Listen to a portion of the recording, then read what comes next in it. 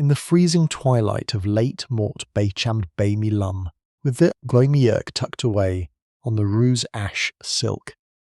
A single needle moves rhythmically through yards of pale rose ash silk, preparing a gown that will soon capture the imagination of an entire kingdom. This is the hidden world of Le Grand Mogol, the legendary atelier of Mademoiselle Rose Bertin, where the magnificent architectural garments for the young Queen Marie Antoinette are brought to life not through grand proclamations, but through the patient, unhurried labour of late-night artisans. Here, far from the bright judging eyes of the royal court, history is woven from the steady rhythm of a craftsman's breath, the soft rustle of Brussels lace, and the comforting, silent weight of the midnight hour. Hello, my friend. I'm so glad you found your way back to this quiet space with me tonight. Go ahead and lower the brightness of your screen, all the way down, letting the room soften into a gentle, welcoming dark. Take a slow, deep breath and adjust your pillow until it cradles your neck perfectly. Pull that blanket just a little bit closer around your shoulders, feeling its familiar, protective warmth settle over you. Let the heavy tension of the day begin to dissolve from your muscles, starting from your forehead and all the way to your toes. Haydn, there is absolutely nothing else you need to do tonight, nowhere else you need to go, and no problems you need to solve right now. You are entirely safe here, and we are just going to let our minds drift away together into a simpler, quieter time. Let us allow our thoughts to wander backward across the centuries, leaving the restless noise of our modern lives behind, as we step into Bay Terrace during the deep, frost-rimmed winter of Motnin Bay Milam. The vast city outside is still, wrapped in a heavy, freezing mist that dampens the occasional, distant clatter of wooden wheels on cobblestones. But inside the sturdy timber walls of Le Grand Mogol, the air is thick with comfort. It smells of burning beeswax candles, dried lavender bundles tucked into dark wooden drawers, and the clean, starchy aroma of freshly pressed linen. You are resting here as an apprentice, chosen for your remarkably steady hands and your intuitive understanding of the way fabric drapes and breathes. A low fire crumbles to amber embers in the hearth, casting long, lazy shadows across the wide oak cutting tables. The workshop at this late hour feels like a quiet sanctuary, completely removed from the frantic pace of the outside world. The dim light of oil lamps reflects softly off the polished surfaces of heavy iron shears and smooth wooden rulers that have guided the creation of countless court fashions. Every corner of this room holds a story, a fragment of creative dedication that speaks of patience rather than haste. In this serene atmosphere, the passage of time is measured not by ticking clocks, but by the slow, predictable rhythm of our own quiet breathing, as we settle into the peaceful quietude of this historical evening. Brought to you by the soft storytelling of Whispers of Centuries, we find a comforting refuge where the mind can truly echo its mysteries unwind. It is a place where the grand tapestry of the past becomes a gentle background for your rest, allowing the small, comforting details of a long-ago night to soothe your spirit and clear away the lingering thoughts of today.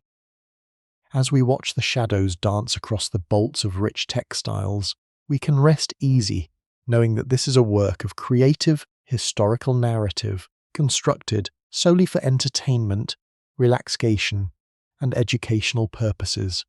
While our journey tonight is firmly rooted in verified archives, certain scenes and atmospheres have been textually reimagined to provide an immersive auditory experience that gently welcomes the night. There is a profound beauty in letting the factual records of the past soften at the edges, transforming into a peaceful landthought as you drift closer to sleep. Designed Koba Stamming, Mademoiselle Bertin has only returned from the Palace of Versailles. leaving behind a heavy wax-sealed order for a spectacular robe à la française. And the night is ours to begin. The frost outside the window pane forms intricate crisscrossing patterns, tracing the glass with delicate icy fronds that glow faintly in the pale moonlight. Inside the atelier of Le Grand Mogol, the air remains perfectly insulated, wrapped in a blanket of stillness that feels almost sacred.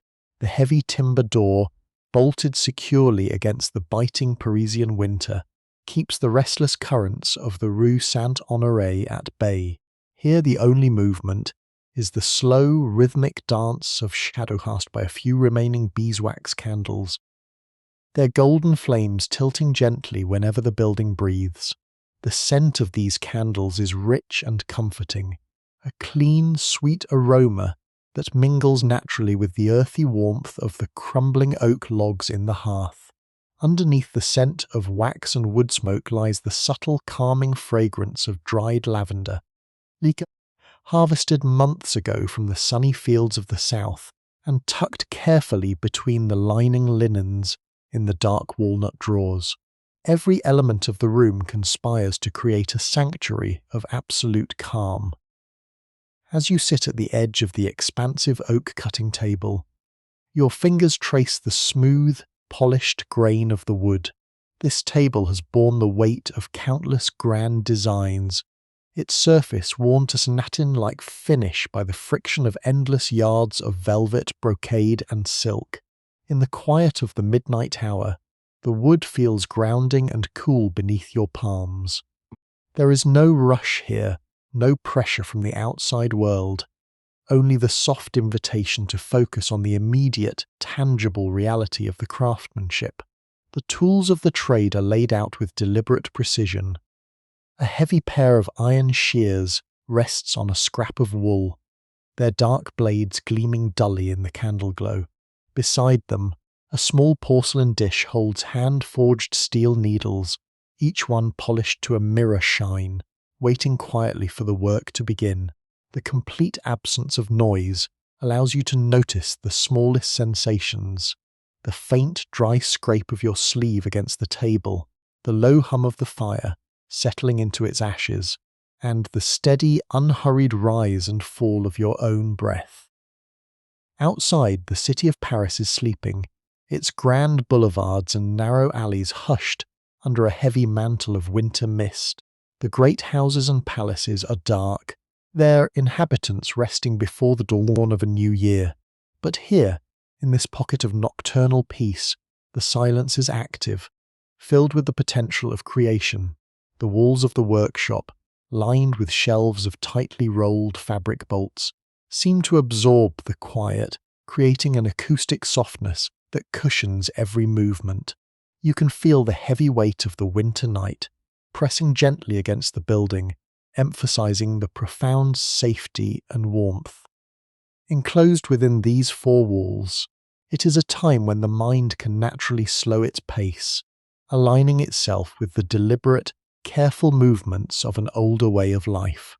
There are no distractions, no sudden demands, just the comforting constancy of the dark and the soft, glowing perimeter of your workspace. As the minutes pass, the warmth from the hearth seems to settle deeper into the room, radiating outward from the brickwork and enveloping you in a gentle protective embrace. The amber light glints off the brass handles of the storage chests, casting long, soft lines across the floorboards. Resting in a state of perfect readiness, you are completely supported by the silence, entirely free to let your thoughts drift along the quiet contours of this historical evening. The world outside may be vast and unpredictable, but within this small, beautifully ordered space on the Rue Saint-Honoré, there is only peace, comfort, and the quiet beauty of a winter night, unfolding exactly as it should. The quiet rhythm of our midnight sanctuary changes ever so gently as the heavy wooden latch of the front door lifts with a soft, familiar click. Mademoiselle Rose Bertin steps inside. bringing with her a fleeting whisper of the frosty Parisian night. She moves with a quiet, deliberate grace, her heavy wool cloak catching the faint amber glow of the fireplace as she unclasps it.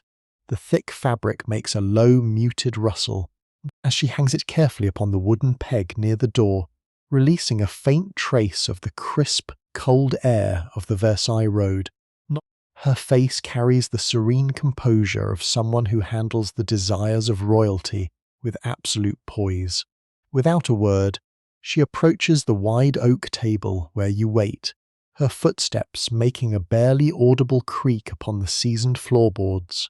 In her hands, she carries a heavy rolled parchment bound tightly with a thick cord of crimson silk and sealed with a monumental crest of blue beeswax. The seal carries the unmistakable imprint of the royal household, a symbol of a mandate that will occupy our hands and thoughts for the remainder of this peaceful night. She sets the scroll down upon the smooth wood, and for a moment the two of you simply look at it, appreciating the quiet gravity of the task ahead. There is no frantic urgency in her demeanour, only the steady, grounded focus of a master artisan who knows that beauty cannot be rushed. You reach out, your fingers gently touching the cold, smooth surface of the blue wax seal. With a slow, deliberate pressure, your thumb presses against the edge of the wax until it gives way with a soft, satisfying snap.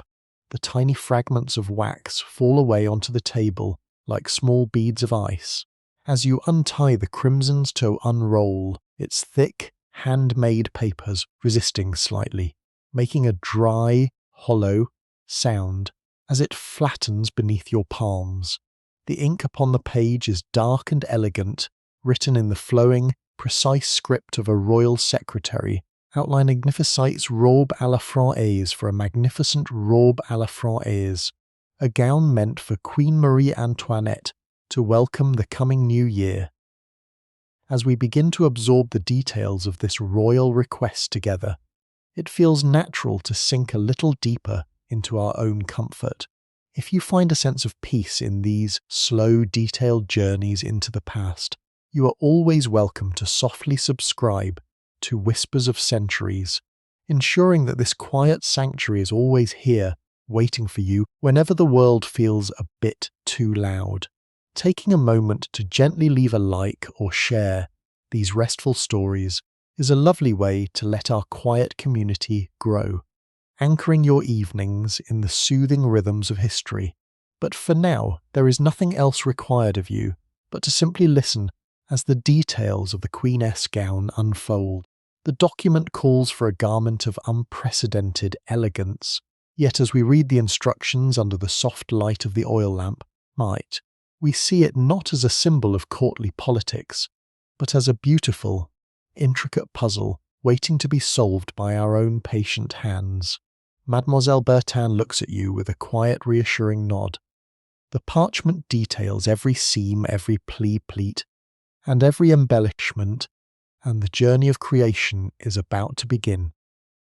The heavy parchment blueprint lies fully exposed now under the warm, concentrated light of the primary oil lamp, its corners held down securely by smooth, heavy brass weights that prevent the thick paper from curling back into its old shape. As you lean forward slightly, the subtle aroma of aged ink and dry fibres drifts upward, blending seamlessly with the ambient scent of wood smoke. The ink lines on the paper are incredibly detailed, presenting a complete architectural cross-section of the garment we are about to construct. The robe à la française is a marvel of late 18th century design, representing a fascinating moment of aesthetic transition in European history. For decades, royal fashion had been defined by absolute stiffness, a rigid uniformity that mirrored the strict, unyielding protocols of the old court. But here, in these delicate sketches authorized by the young Queen Marie Antoinette, one can see a gentle shift towards something more fluid, a style that balances monumental presence with a soft, more organic grace. It is a philosophy where structure does not merely confine the body, but rather elevates it into a living sculpture that catches the light with every slow, deliberate movement. Your eyes trace the precise geometric lines that define the bodice and the sweeping expanse of the skirt. The blueprint details the exact placement of the iconic back pleats, often referred to as Watteau pleats, which are designed to cascade seamlessly from the back of the shoulders all the way down to the floor, forming a majestic, unbroken train of silk. On paper, these lines look like the columns of a classical temple, perfectly straight and mathematically balanced.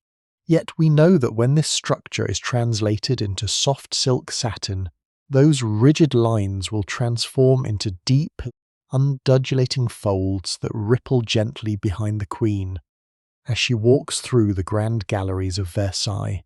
There is a profound poetry in this design. Her careful calculations of fabric is engineered to project a sense of effortless majesty. In the quiet margins of the parchment, the royal secretary has noted down the precise measurements in traditional French units, numbers that represent the exact scale of the Queen's silhouette, recorded with a level of accuracy usually reserved for mapping out grand palaces or formal gardens.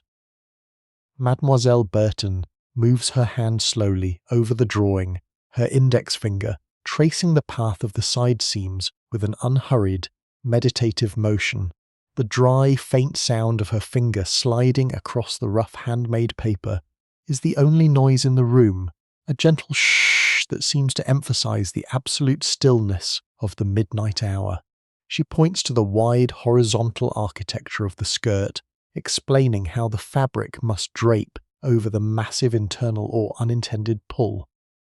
Without a single wrinkle or unintended pull, this garment is designed to be an illusion, a structure that appears weightless and ethereal from the outside, hiding the immense technical discipline and heavy reinforcement that keeps it upright.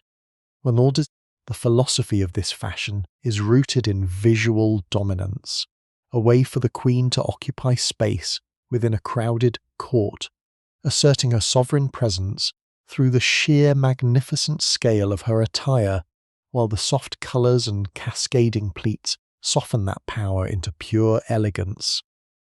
As you look at the intricate sketches of the cuffs and the layered trimmings, your mind settles into a state of deep contemplative focus. You realize that every grand historical legacy is built upon these small, quiet moments of deliberate planning. The vast, glittering world of the French monarchy, with all its grand balls and mirrored halls, depends entirely on the silent work taking place in the Saint workshop on the Rue Saint-Honoré. There is an overwhelming sense of comfort in this realization, a feeling of safety in knowing that the night is long, the fire is stable, and the blueprints before it contains all the answers we need. Your breathing slows further, matching the steady, predictable lines of the design. The chaotic complexity of the modern world feels infinitely far away, utterly irrelevant compared to the geometric clarity of the parchment seam wrist beneath your hands. Mercode, everything is prepared, the architectural plan is understood, and our focus can now turn to the true heart of itself, the magnificent fabric itself. Mademoiselle Bertin turns toward the long row of dark walnut shelves that line the eastern wall of the workshop, her hands moving deliberately along the rows of protected textiles until they rest upon a heavy, linen-wrapped cylinder. This is the primary textile for the Queen's gown, the rare and highly exclusive royal rose ash silk satin, procured from the master weavers of Lyon. As she carries the heavy bolt back to the oak-cutting table, the weight of the luxury fabric is evident in her slow, balanced stride. She gently lowers it onto the wood, and the outer linen wrapping is folded back with a quiet, dry rustle, revealing the pristine, luminous treasure hidden within. When the first layer of silk is carefully unrolled across the dark oak. A collective stillness seems to fill the workshop. Under the dim amber glow of the oil lamps, the colour of the textile is mesmerising.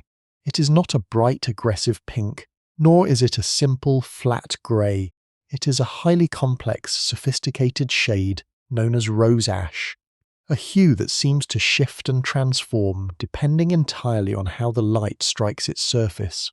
In the direct path of the golden lamplight, it reveals a warm, delicate blush like the very last tint of a winter sunset had fading behind the palace trees. But in the deeper, softer shadows of the room, it cools into a soft, smoky lavender, grounded by a subtle, comforting undertone of charcoal grey. This unique colour was created through a secret, double dyeing process, known only to a few master artisans, a technique that ensures the fabric never looks the same from one moment to the next, adapting beautifully to its environment. You reach out with your hand, your skin thoroughly smoothed by hours of handling fine threads, and let your fingertips lightly graze the surface of the satin. Initially, the fabric feels incredibly cool against your warm palm, a crisp, liquid coldness that speaks to its exceptional purity and weave density.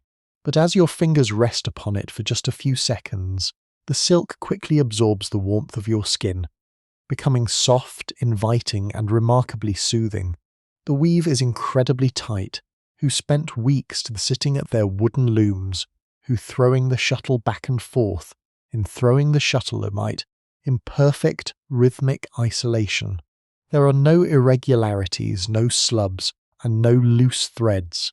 Only an unbroken glassy expanse of pure luxury that feels like water sliding beneath your hand. As you gently lift a section of the fabric to test its weight, the silk moves with Sfott's whispering sound, a soft whispering that seems to echo the peaceful quiet of our late-night environment. The lustre of this particular satin is verkep hat à terre, makes it truly worthy of the crown. It does not glare or shine intensely under the light. Instead, it possesses a deep inner glow, as if the lamplight is being trapped within the microscopic silk fibres and gently refracted outward in a soft, diffused halo. This subtle luminosity is exactly what is required for the grand evening gatherings at Versailles, where hundreds of beeswax gowned, creating an ethereal, floating aura around her as she moves through the rooms. You look down at the way the unrolled fabric drapes over the edge of the cutting table, forming deep, heavy folds that look almost like poured metal in the semi-darkness. The weight of the silk is substantial, yet it remains perfectly fluid and completely responsive to the slightest touch. It is the ideal canvas for our nighttime creation, a textile that carries the quiet dignity of history within its very threads. Your eyes trace the shifting colours as the firelight flickers, and your heart settles into a deep meditative calm, completely attuned to the quiet beauty of the rose ash silk. Before the delicate rose ash silk can be shaped into its final, magnificent form, we must turn our attention to the hidden foundation that will bear its weight. Absolute elegance requires a sturdy, uncompromising structure, and so we move from the soft luxury of satin to the rugged utility of the inner lining materials. From the lower shelves of the walnut cabinet, you retrieve a substantial bolt of unbleached flax linen and a roll of heavily stiffened canvas. The contrast between these materials and the silk we just handled is profound. Where the satin was liquid and cool, the unbleached linen is textured, earthy, and warm to the touch. It smells intensely of the open fields, carrying a dry, starchy aroma that has been preserved perfectly within the dark wood drawers. As you unroll the heavy lining canvas across the oak table, it produces a deep, hollow rustle, a stiff, structural sound that signals the true beginning of the garment S architecture. This canvas has been treated with a traditional rye starch paste, giving it a rigid, paper-like quality that will serve as the inner armature for the queen's bodice.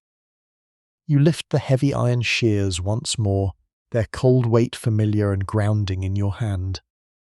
Placing the blades against the marked edge of the stiffened canvas, you begin to cut. The sound of the shears biting through the dense, starched threads is incredibly therapeutic. A slow, rhythmic crunch, crunch, crunch, that echoes softly in the quiet workshop. Each stroke of the blades requires a deliberate, steady pressure from your fingers, a physical effort that connects you deeply to the raw reality of the craft. There is no room for haste here. Not home, but a single misplaced cut could alter the entire balance of the royal silhouette. Your fingers move along the rough edge of the freshly cut canvas, feeling the coarse interlaced fibres of the flax. It is a beautifully honest material, completely unadorned, yet absolutely essential. This hidden layer will never be seen by the glittering crowds of Versailles.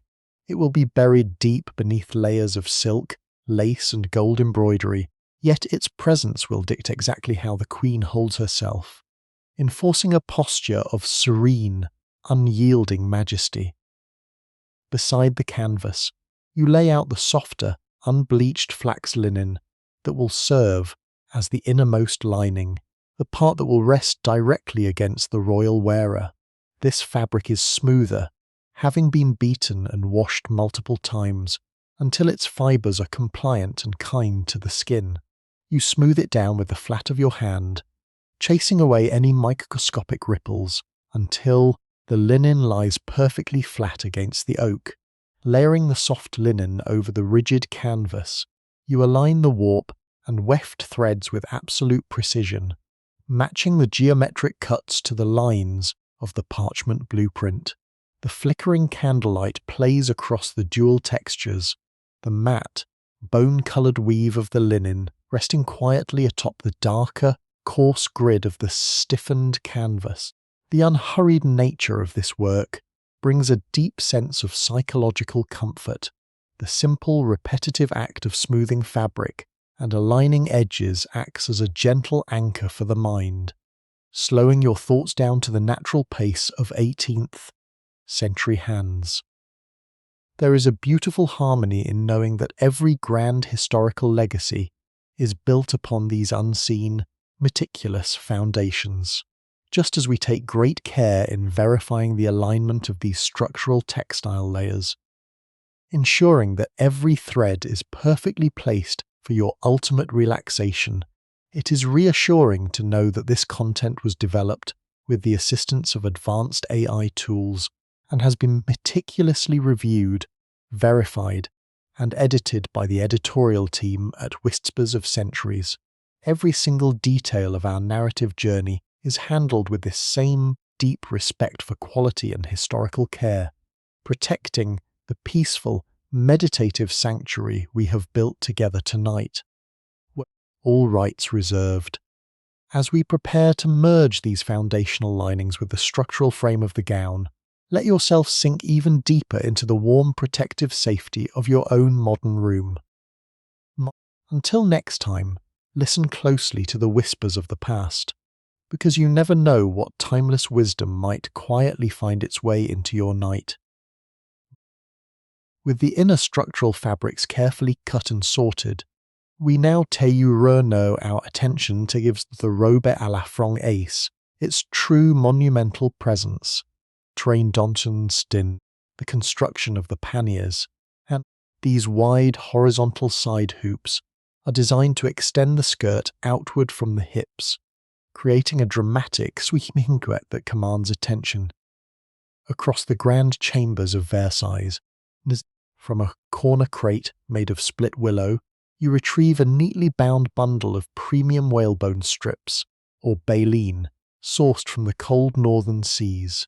As you untie the coarse hemp twine holding the bundle together, the strips expand slightly with a low, hollow rustle. They carry a distinct, ancient aroma, a faint, mineral-rich scent of salt and deep oceans that has been thoroughly dried and cured by months of storage in the dry air of the workshop. The material is fascinating to look at, displaying a deep, dark slate colour that turns semi-translucent along the scraped edges, catching the soft gold of our oil lamps. You select the first strip, running your fingertips down its length to inspect the finish. The surface is remarkably smooth, having been meticulously scraped and planed by a specialist craftsman down to a uniform thickness. It feels dense and unexpectedly heavy in your hands, yet it possesses a magical living elasticity.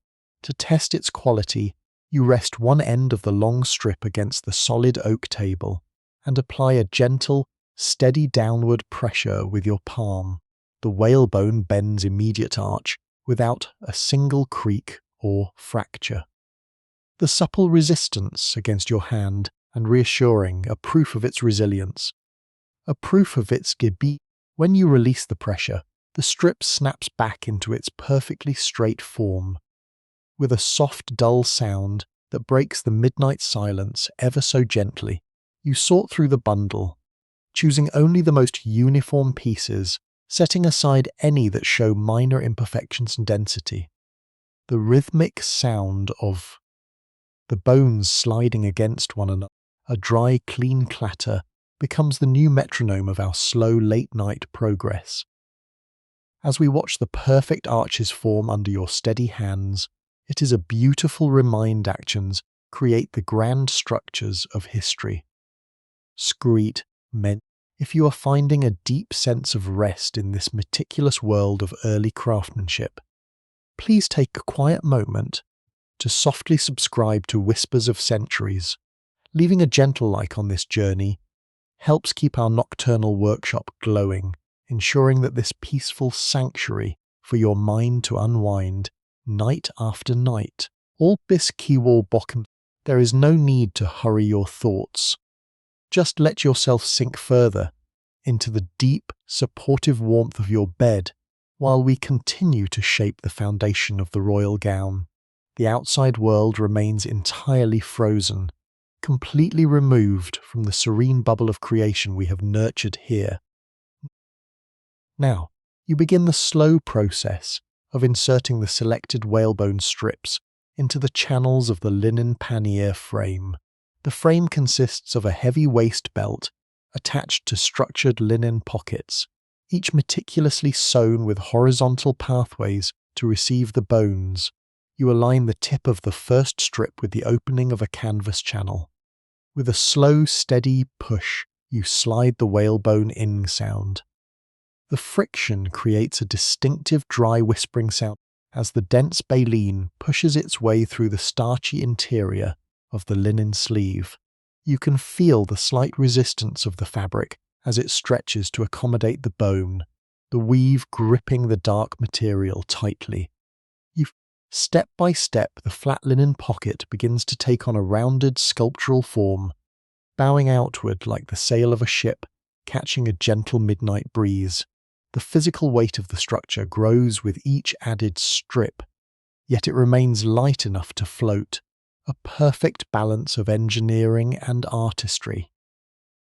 The process of shaping the monumental whalebone hoops requires a rare combination of physical persistence and delicate intuition, as you take the longest, thickest strip of baleen, meant to form the outermost arc of the pannier. You can feel the raw potential energy stored within its dark, fibrous grain. You place the center of the strip against your chest, holding the two ends with your outstretched hands, and slowly begin to draw your hands forward. Begin to draw forward. The material resists at first, a stubborn reminder of its origin in the deep, heavy currents of the northern oceans. But under the steady, warm pressure of your grip, the whalebone begins to yield, softening into a magnificent sweeping curve. As it bends, a very peculiar hollow creaking sound echoes through the silent workshop. A low, organic krr.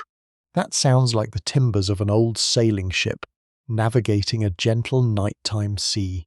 This sound is incredibly grounding, a rhythmic, acoustic proof of the materials interacting under your careful guidance. You hold the curve for several long moments allowing the fibres of the bone to adjust to their new configuration. Your knuckles are warm against the dark slate colour of the baleen, yet your breathing remains perfectly calm, perfectly synchronised with the deliberate exertion of your muscles.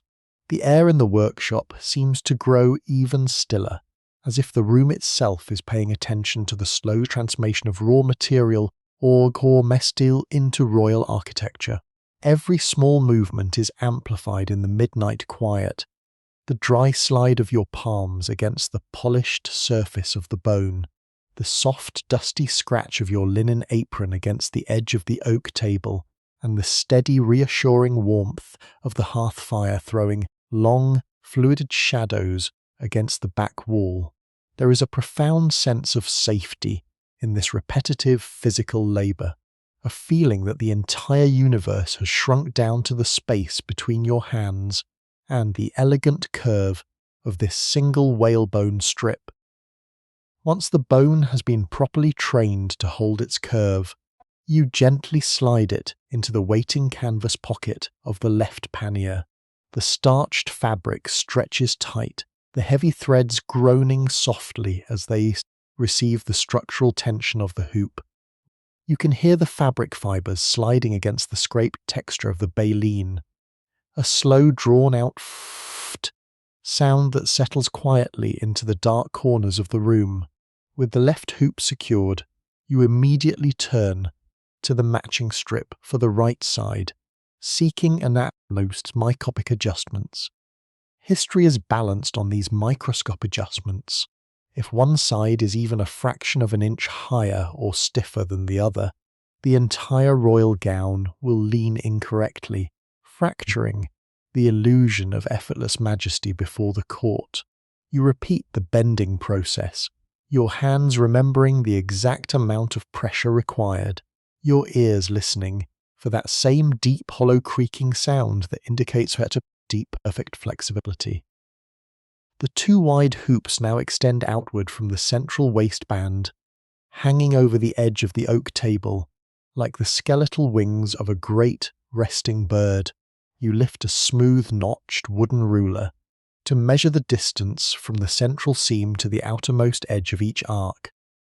The lamplight catches the tiny hand-carved markings on the wood as you slide the ruler across the satin smooth oak, 36 inches on the left and exactly 36 inches on the right.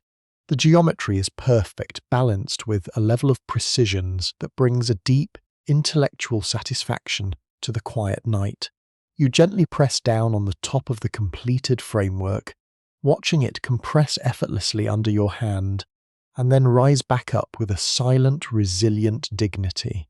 The structure is alive, ready to carry the immense weight of the rose ash silk without buckling. The workshop smells faintly of the sea now, a crisp ozone note that cuts through the heavy sweetness of the burning beeswax candles, creating a complex, comforting sensory landscape that cradles your thoughts as the night grows deeper. With the twin arcs of the panniers balanced down to the exact millimetre, you now reach for a bundle of thick, flat-woven linen tapes. These tapes are essential for anchoring the wide structure, preventing the massive hoops would mat when the Queen moved quickly through the crowded staterooms. When the Queen moves quickly, with a span, the linen of the tapes is rough and unbleached, possessing a natural bone-white coloration that shows tiny, dark flecks of flax husk embedded within the weave. As you slice the tape into precise lengths using your heavy shears, the sound is a soft, fibrous snip, a clean parting of threads that whispers against the silence of the room. You take the first strip of tape and begin threading it through the dedicated vertical slits in the canvas framework, tying each one off with a firm, traditional square knot. The friction of the linen sliding against itself makes a dry, raspy sound, a quiet shh tuck as the knot is pulled tight by your steady fingers.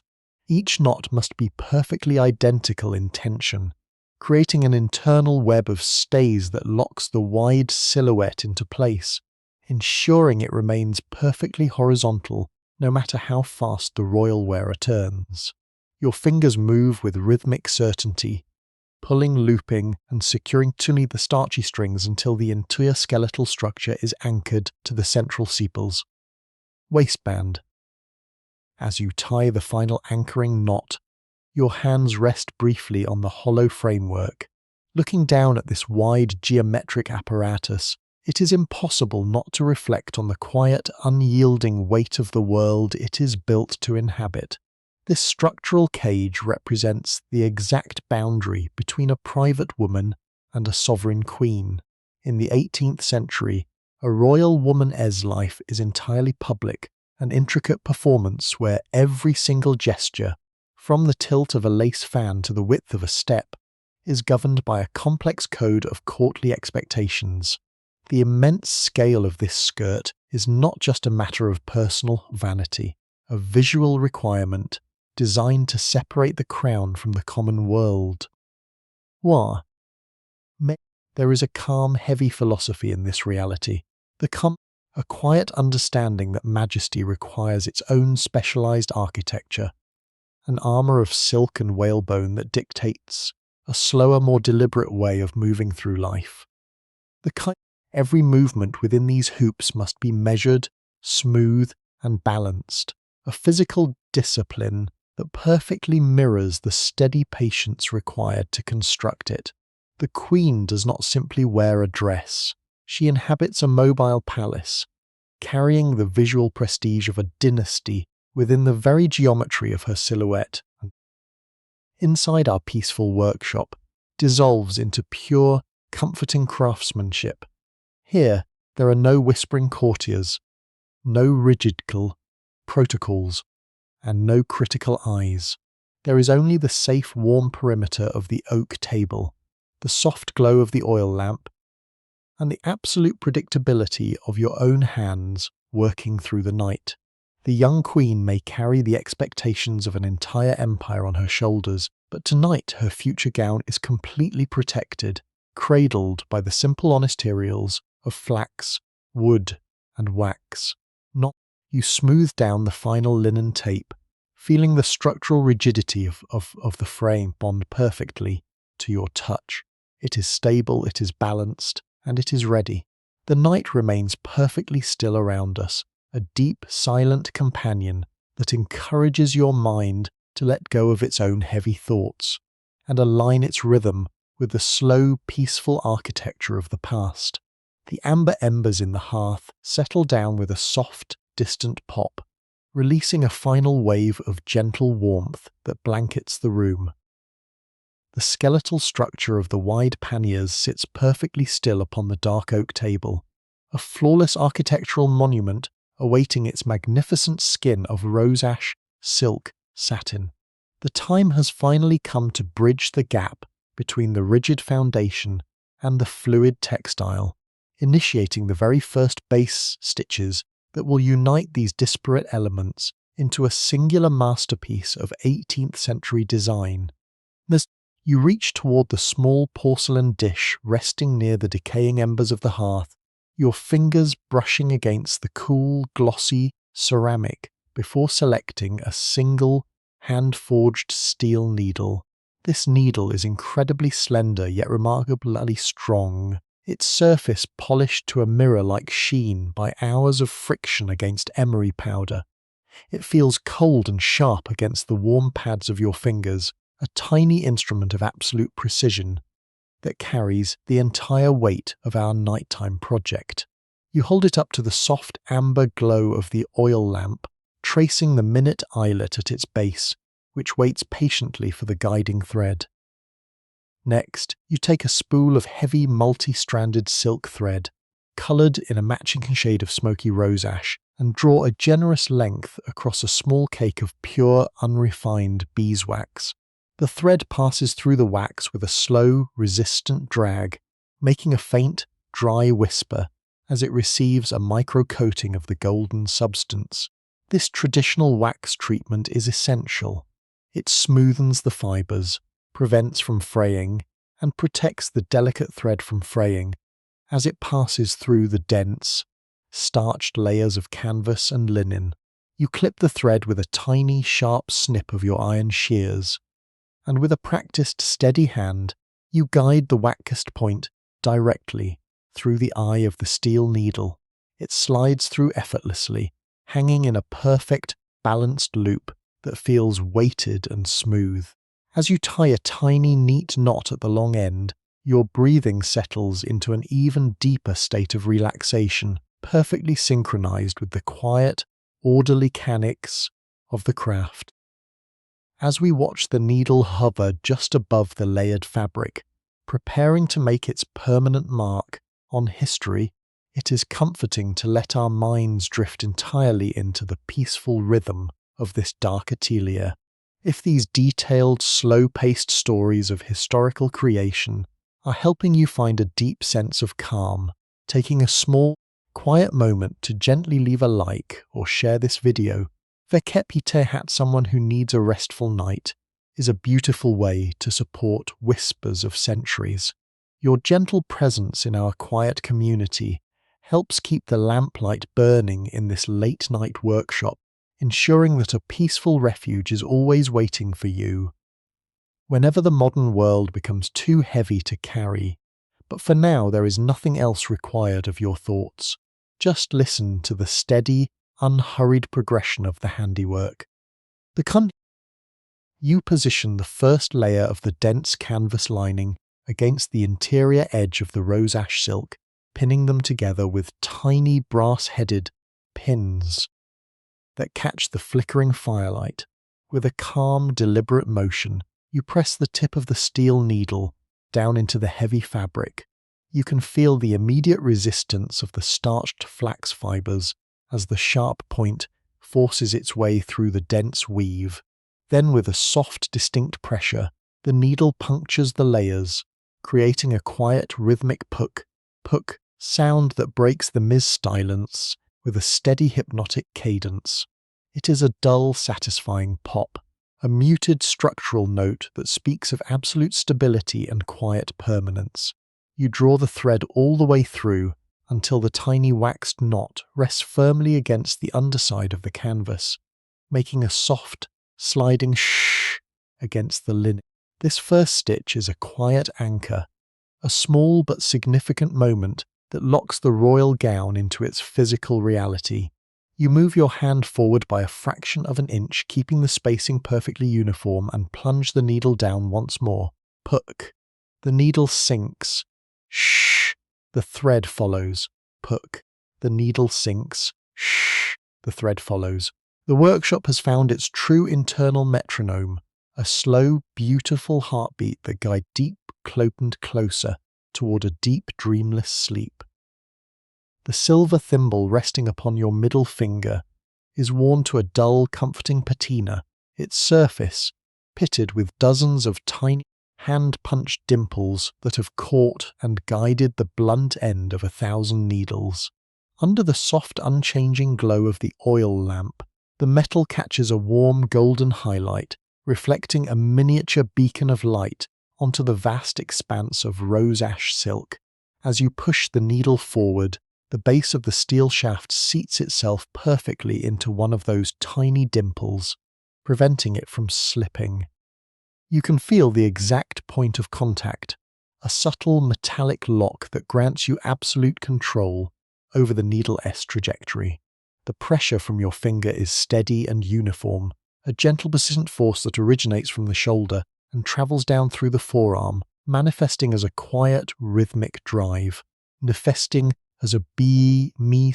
The absolute predictability of this mechanical interaction creates a profound sense of mental space, a quiet zone where the chaotic noise of the world cannot enter. Every stitch is an exercise in absolute presence, a single tiny moment of creation that requires nothing more than your immediate touch and your calm, focused awareness. As the needle passes through the fabric, silk thread follows in its wake, sliding smoothly over the edge of the silk satin. The beeswax coating we applied earlier works beautifully now, reducing the friction to a mere whisper. You can feel the slight waxy drag through your fingertips As you pull the thread taut, a tactile sensation that is incredibly satisfying and grounding. The friction releases a faint, almost imperceptible aroma of warm honey and clean earth, a scent that has been locked inside the wax cake since the summer hives were harvested. This subtle fragrance mixes with the lingering scent of wood smoke from the hearth, creating an olfactory and ancient that feels deeply protective and ancient. The loop of the thread grows smaller and smaller until it settles flat against the surface of the rose ash silk, disappearing into the weave with a soft final tug. There is a beautiful, quiet precision in the way the thread lays a scent itself down, an absolute order that brings a sense of structural harmony to the late-night workshop. We zoom in closer to the microscopic intersection where the steel needle parts the individual silk fibers. The satin weave is incredibly dense, composed of hundreds of microscopic threads spun from the cocoons of the finest silkworms. When the sharp point of the needle enters, it does not tear or rupture the fibers. Instead, it gently pushes them aside, finding the natural spaces within the warp and the weft. The fabric seems to yield willingly to your touch, opening up to receive the thread and then closing back around it once the needle has passed. This gentle parting and closing creates a tiny whispered hiss, a soft rhythmic sound that repeats with every single stitch. It is the true voice of the atelier at midnight, a quiet, reassuring sound that indicates everything is moving exactly as it should. The uniformity of the stitches is remarkable. Each one measures exactly 2 millimeters in length, spaced with a level of mathematical precision that can only be achieved through hours of patient, unhurried practice. Your hand moves automatically, guided by a deep physical memory that requires no conscious analytical thought. The rest of the workshop remains completely suspended in time, wrapped in a blanket of absolute stillness. Mademoiselle Bertin sits quietly at the far end of the long table, her head bowed as she carefully inspects a length of delicate trim. Her movements as slow and deliberate as your own. The heavy timber walls of Le Grand Mogol seem to grow thicker as the night deepens, insulating us completely from the freezing mists that cling to the Parisian streets outside. In this beautiful, quiet isolation, you're lining itself perfectly with the steady rise and fall of your hand. Puck, the needle sinks through the canvas. Shh, the waxed thread follows. Puck, the needle sinks. Shh. There is no past to worry about, no future to plan for, only the beautiful geometric clarity of the current seam. Let your mind relax completely into this timeless rhythm, allowing each tiny stitch to carry you solace of the day, closer to a deep restorative and closer to a deep restorative rest. The steady, unhurried movement of your hands has become a silent metronome for the midnight workshop, completely independent of the ticking brass clocks that govern the waking world outside. In this quiet space, time is no longer a rigid series of demanding seconds, but a fluid, soothing river, measured only by the careful placement of one stitch after another. Your arm lifts with a slow, predictable grace. The needle hovers for a fraction of a breath, and then it sinks back into the waiting layers of rose ash silk and starched linen canvas. This repetitive motion requires no frantic decisions, no analytical decisions, and no urgent calculations. It is a physical memory so deeply ingrained in your fingers that it carries itself forward with the effortless constancy of a heartbeat. With every single cycle of the needle, a profound wave of relaxations, moving gently up through your wrists, soothing the muscles of your forearms, and releasing the lingering tightness in your shoulders and neck. You can feel your entire body settling deeper into the sturdy wooden chair, completely supported and entirely safe within this small, glowing circle of lamplight.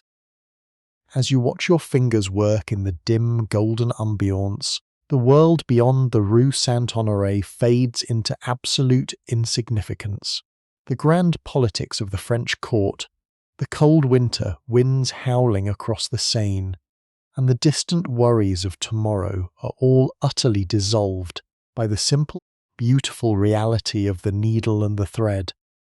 There is an exquisite comfort in narrowing your focus down to this microscopic point of existence. Your thumb presses lightly against the edge of the silk, guiding the fabric with an intuitive, protective tenderness. The skin of your hands feels warm, thoroughly grounded by the continuous, gentle contact with the natural fibers of flaxen silk. The thimble on your finger provides a small, steady weight, a reliable anchor that connects you directly to the timeless lineage of historical craftsmanship. Every movement is executed with a deliberate, calm intentionality that acts as a soothing balm for the nervous system, instructing your mind that it is finally safe to slow down, to let go, and to rest. The repetitive rhythm becomes a sort of walking meditation, a gentle hypnotic lullaby composed entirely of touch, texture, and silence. The quiet sounds generated by this slow handiwork are incredibly delicate, serving to amplify the deep peace of the room rather than disrupt it. There is the tiny, soft rustle of your wool sleeves brushing against the edge of the oak table, a sound as faint as dry winter leaves, shifting in a gentle breeze. There is the low, rhythmic slide of the silk thread passing through the dense weave, a comforting wish that matches the even, steady cadence of your own breathing. In the absolute stillness of the late-night hour, these microscopic noises become a familiar, reassuring soundscape that cradles your thoughts. The low fire in the hearth continues to burn with a lazy, stable efficiency, its amber coals glowing like distant stars in the dark room. A single drop of melted beeswax slides slowly down the side of a tall candle, cooling and solidifying into a smooth white ridge as it reaches the wooden base. Everything in this space is moving at motfy the natural speed of the earth, unhurried, peaceful, and perfectly aligned with the quiet majesty of the night. You allow your eyelids to grow a little heavier, completely surrendering your mind to the silent metronome of the stitch, knowing that each passing moment brings you closer to a deep, beautiful sleep. Across the wide, quiet expanse of the workshop, tucked into a shadowy alcove, far from the direct warmth of the main hearth, sits the studio-esque small accounting desk. Here, under the dim flickering aura of a single tallow candle, the workshop-esque quiet accountant that perfectly matches the rhythm of musique bean of your own needle. The focus of this peaceful corner is entirely fixed upon a heavy, leather-bound ledger, its thick, cream-coloured pages laid wide open to record the incredible costs of the materials arriving from across the borders. The primary sound in this part of the room is the steady rhythmic scratching of a hand-cut goose quill pen moving across the textured handmade paper, a soft, dry scritch that breaks the midnight silence with a comforting repetitive pattern. The accountant dips the tip of the quill into a small stoneware inkwell, the dark iron gall ink clinging smoothly to the slit of the feather, before being transferred to the page in neat, elegant columns of numbers. Resting directly beside the heavy ledger is a delicate, tissue-wrapped bundle containing several meters of genuine imported Brussels lace, destined to adorn the sleeves and neckline of the Queen's rose ash gown. This lace is a true marvel of human patience, having been woven by anonymous women in dark Flemish months, twisting microscopic linen threads over dozens of wooden bobbins. The value of this textile is immense, worth more than its weight in pure gold, yet here in nothing more than a soft frozen cobweb caught in the warm candle glow. It looks like Hudmall's gloaming. The accountant lifts a section of the lace with a slow, reverent touch, his fingers moving gently along the intricate floral motifs and delicate mesh backgrounds. Every single centimetre must be carefully measured and accounted for. The royal treasury, strict allowances. The dry, whispering sound of the lace shifting against the smooth paper adds another layer of acoustic comfort to the room. The ink on the ledger pages dries slowly in the cool air of the alcove, turning from a rich, shiny black to a matte, dark charcoal colour that permanently records the material reality of royal luxury. Each stroke of the quill pen is a deliberate action, a quiet testament to the administrative order that underpins the artistic creation of Le Grand Mogol. There is a strange, soothing harmony in watching this quiet audit unfold, a reminder that every grand design is simply a collection of small, orderly details that must be balanced with absolute care. The numbers cascade down the page in straight, uniform lines, mirroring the geometric precision of the stitches you are creating at the main table. The outside world remains entirely locked out by the heavy timber shutters, leaving the accountant, the quill, and the delicate lace to exist in a suspended state of nocturnal peace. Your mind drifts easily along with the soft, repetitive sound of the pen, letting go of any lingering analytical thoughts as the night deepens further into the quiet safety of the workshop. The delicate bundle of genuine Brussels lace is noa verke brought to the main oak table, resting directly under the warm, concentrated glow of a fresh beeswax candle. As the flame dances slightly in response to the quiet movement of the air, it casts long, wavering amber shadows through the intricate open work of the textile. On the dark, polished wood, the lace looks like a complex, beautiful landscape of shadow and light, a miniature frozen forest of woven flax threads that seems to defy the heavy reality of the winter night. You lean in closer, letting your eyes adapt to the microscopic complexity of the patterns. Every single millimetre of this material is a testament to absolute patience, an intricate web where thousands of tiny have been frozen into a permanent state of serene elegance. The colour of the lace is a rich, warm cream, a soft, buttery ivory that softens the sharp, metallic of the steel needles resting nearby, providing a perfect visual bridge between the heavy linings and the luminous roses ash silk satin. You extend your hand with a slow, deliberate gentleness, letting your index finger trace the outermost edge of a prominent floral motif. The lace feels completely weightless, a soft, airy texture that is incredibly soothing against the warm skin of your fingertips. It is far softer than the unbleached linen or the stiffened canvas we handled earlier. You can feel a surprising, resilient strength within the fibres. Each individual thread is so thin it is almost invisible to the naked eye, yet when woven together by master hands, they form an unbreakable architecture of absolute luxury. Your finger moves slowly along the curve of a stylized white rose, tracing the microscopic curling leaves and the tiny open-worked pollen grains at its center. This flower was created by an anonymous artisan who spent months sitting by a small window in a quiet Flemius cottage over a heavy leather pillow with a soft rhythmic clatter. There is a deep, comforting connection between that forgotten lace vigil here on the Rue Saint-Honoré. Both of you are bound by the same quiet language of patience, the same willingness to let the hours slide by in the pursuit of a silent, beautiful perfection. When you lift a section of the lace to test how it will drape, it makes a sound so faint it is almost a thought, a soft, dry sigh with the low hiss of the burning candle.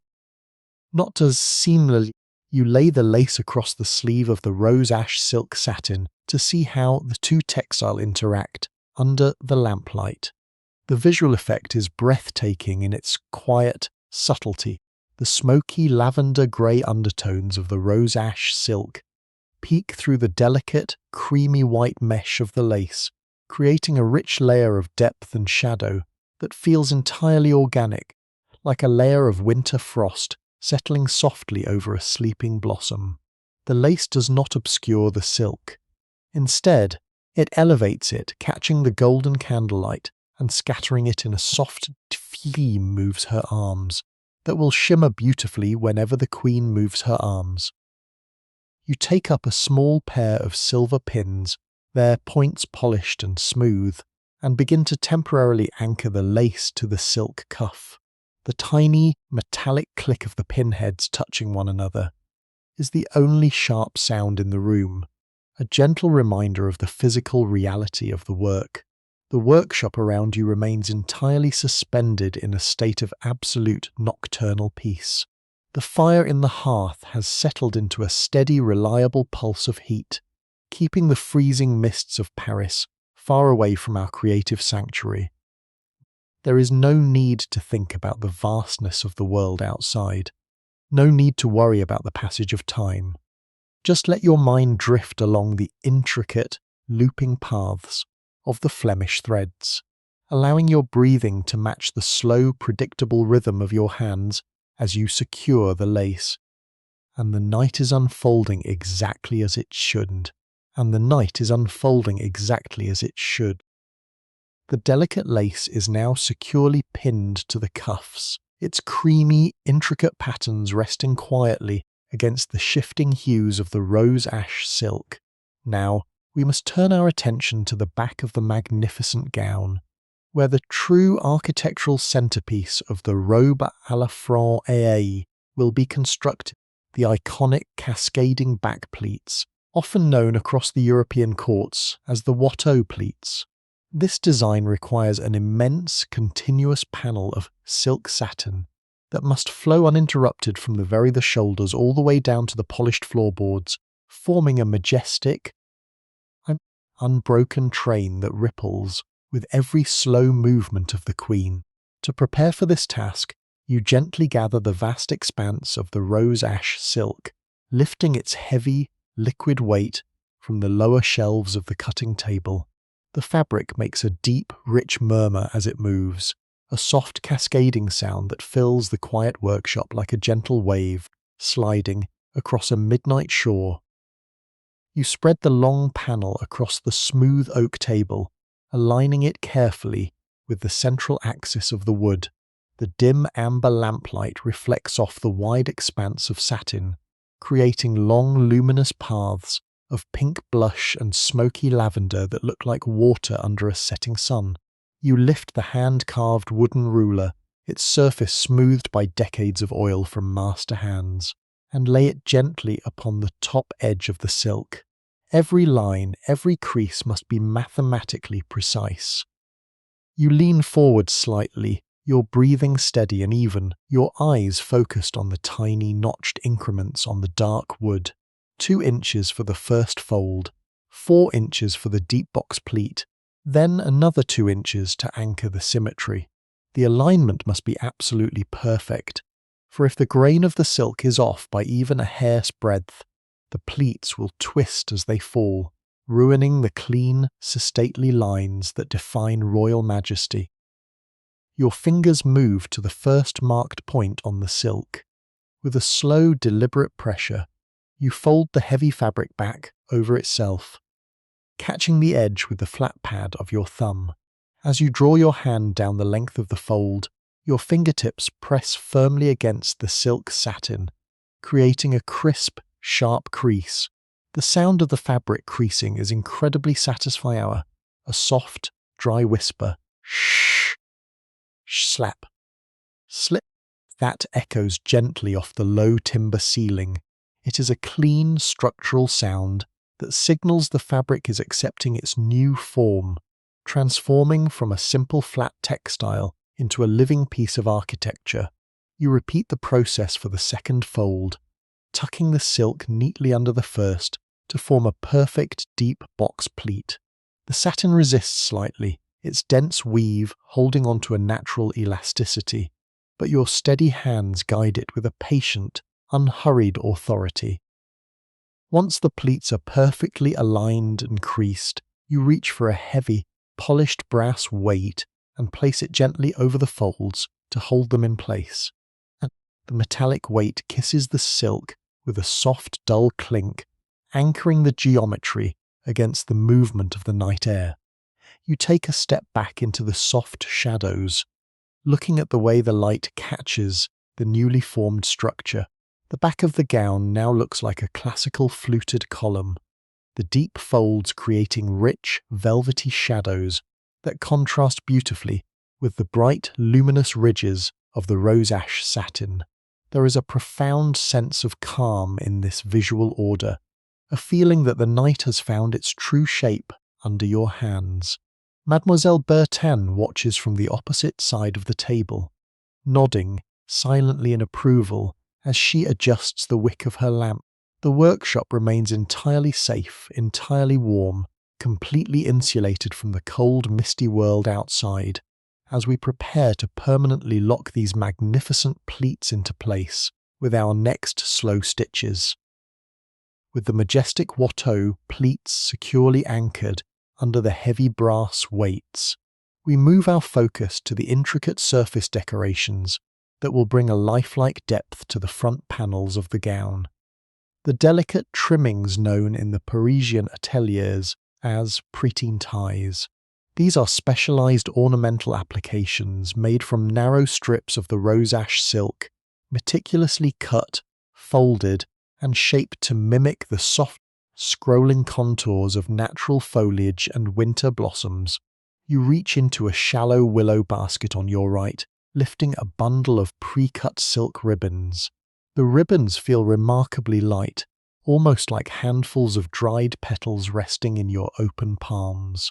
As you run your thumb along the raw edges of the silk, you can feel the microscopic fringe of the woven threads.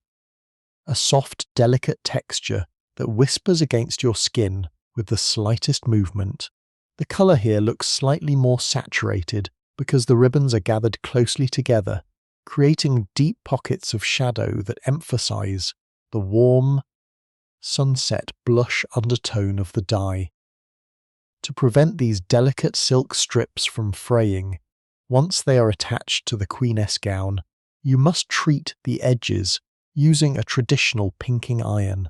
This tool is a small, heavy piece of forged iron with a finely notched, zigzag blade at one end. Seasoned by years of charcoal smoke, you hold the wooden handle of the iron, feeling its sturdy, cool weight ground your hand. Placing a length of the rose ash ribbon over a thick block of lead that rests at the corner of the table, you align the notched blade with the silk edge. With a slow, steady tap of a small wooden mallet, the iron bites through the fabric. The sound is a quiet, dull thud, a muted clack that echoes softly through the silent room, followed by the clean, crisp parting of the silk fibers. When you lift the tool, the edge of the ribbon has been transformed into a perfect miniature zigzag pattern, completely securing the weave while adding a beautiful geometric texture that catches the candlelight. You move the tool down by a fraction of an inch, aligning the notches with absolute precision, and tap again. Clack, clack, clack. The repetitive cadence becomes a soothing rhythm, a slow manual pulse that guides the mind further away from the waking world. Once the edges are fully pinked, you begin the delicate process of folding the ribbons into dimensional trimmings. Using a small unheated iron rod, you gently press the silk strips into tiny alternating box pleats, creating a scalloped ribbon that looks like a continuous vine of stylized leaves.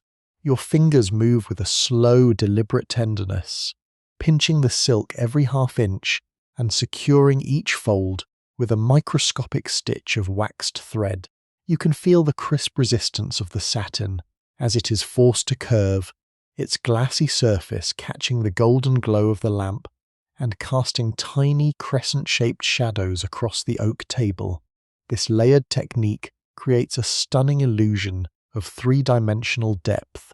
When these trimmings are stitched onto the flat panels of the skirt, they will rise up from the surface, catching the low candle flames of the Versailles ballroom and creating a soft, shifting play of light and shadow that breathes life into the heavy garment.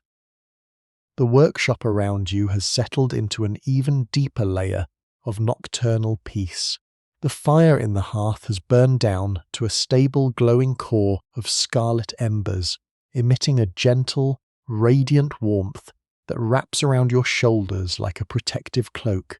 Mademoiselle Bertin stands quietly nearby, holding a finished length of the scalloped trim up to the light, her eyes tracking the absolute uniformity of your folds with a calm, serene satisfaction.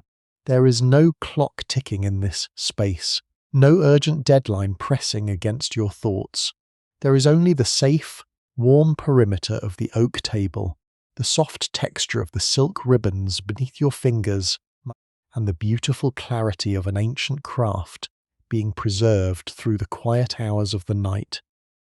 You allow your breathing to steady, your eyelids growing comfortably heavy as you prepare to attach these delicate lifelike trimmings to the main body of the royal gown. You lay the freshly completed pret-en-tie along the front panel of the bodice, the scouting quietly against the structured canvas lining gently against the structured canvas lining underneath. Each small vine of trimmed silk is aligned perfectly with the sweeping vertical lines of the gowness front panel, pinned into place with tiny brass markers that glint softly in the ambient light. As you prepare your needle for the next set of stitches, your mind naturally drifts into a quiet philosophical reflection on the vast world outside these workshop walls. Paris high society in the winter of Mortnin Bay Aim Bay Me Lam is a theatre of intense visual competition, a place where every fabric choice, every colour shade, and every trim style is treated as a profound statement of power and social standing. The nobility who walk the mirrored galleries of Versailles do not see clothing merely as a practical necessity or a simple display of personal wealth. It is a weapon of social dominance, a calculated method to command physical space and assert political unyielding hierarchy in a crowded and demanding court. To be seen in a garment that is out of fashion or poorly constructed is to invite immediate social exile, a quiet dismissal that can ruin a family standing overnight. At the absolute centre of this immense aesthetic pressure stands the young Queen Marie Antoinette. Having arrived from the traditional court of Vienna as a teenager, she is constantly watched, scrutinized, and judged by a French nobility that prizes flawless elegance and visual novelty above almost all else. For her, fashion is not a light-hearted indulgence or a simple pastime. It is a critical instrument of statecraft and personal preservation. Every single time she steps into a public room, she is expected to set the definitive trends for the entire European continent, defining what is beautiful, what is proper, and what is modern for every other royal house. If a gown fails to impress, if a colour appears dull under the heavy ballroom candlelight, or if a silhouette does not project an absolute, effortless majesty, it is interpreted as a failure of leadership, a subtle crack in the authority of the crown. This unspoken reality places an incredible quiet weight upon her young shoulders, an endless expectation to perform elegance perfectly every single day without ever showing the immense effort required to achieve it. Within the peaceful silence of Le Grand Mogol, that intense social pressure is translated into the slow, meticulous discipline of our hands. The wild ambitions, anxieties, and political manoeuvres of the Parisian elite are distilled down to the single silk thread passing through a needle's eye. You look down at the rose ash satin, realizing that the very shade of this textile was carefully selected to navigate these complex court dynamics. It is a colour subtle enough to appear refined and modest to her critics, yet complex enough to completely captivate the attention of hundreds of onlookers under the evening candles. There is a profound comfort in realising that the grandest visual legacy of the century is being built right here, out of sight, through the steady, unhurried movements of ordinary artisans.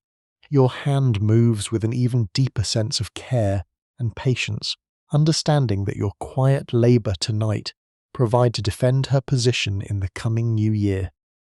The queen armour new become. The candle flame flickers slightly as a gentle current of air passes through the room, casting a brief shadow across stillness before settling back into stillness. Mademoiselle Bertin reaches out to trim the blackened wick with a pair of silver snips, the soft snip sound melting instantly into the deep quiet of the midnight hour. The room returns to its steady, warm state of suspension. The heavy logs in the hearth crumble with a distant, muffled click, releasing a gentle wave of radiant heat that keeps the winter chill entirely at bay. There is an overwhelming safety in knowing that despite the intense pressures and shallow judgments of the outside world, this small space remains entirely orderly, entirely safe, and beautifully calm. Your breathing remains perfectly synchronized with the slow progression of your needle. Puck, the steel sinks, shh, the thread follows, letting go of any external worries as you continue to weave the silent fabric of history. As the needle continues its quiet, steady journey along the front seams of the rose ash bodice, our thoughts expand slightly to consider the complete visual architecture of the royal silhouette, burnt.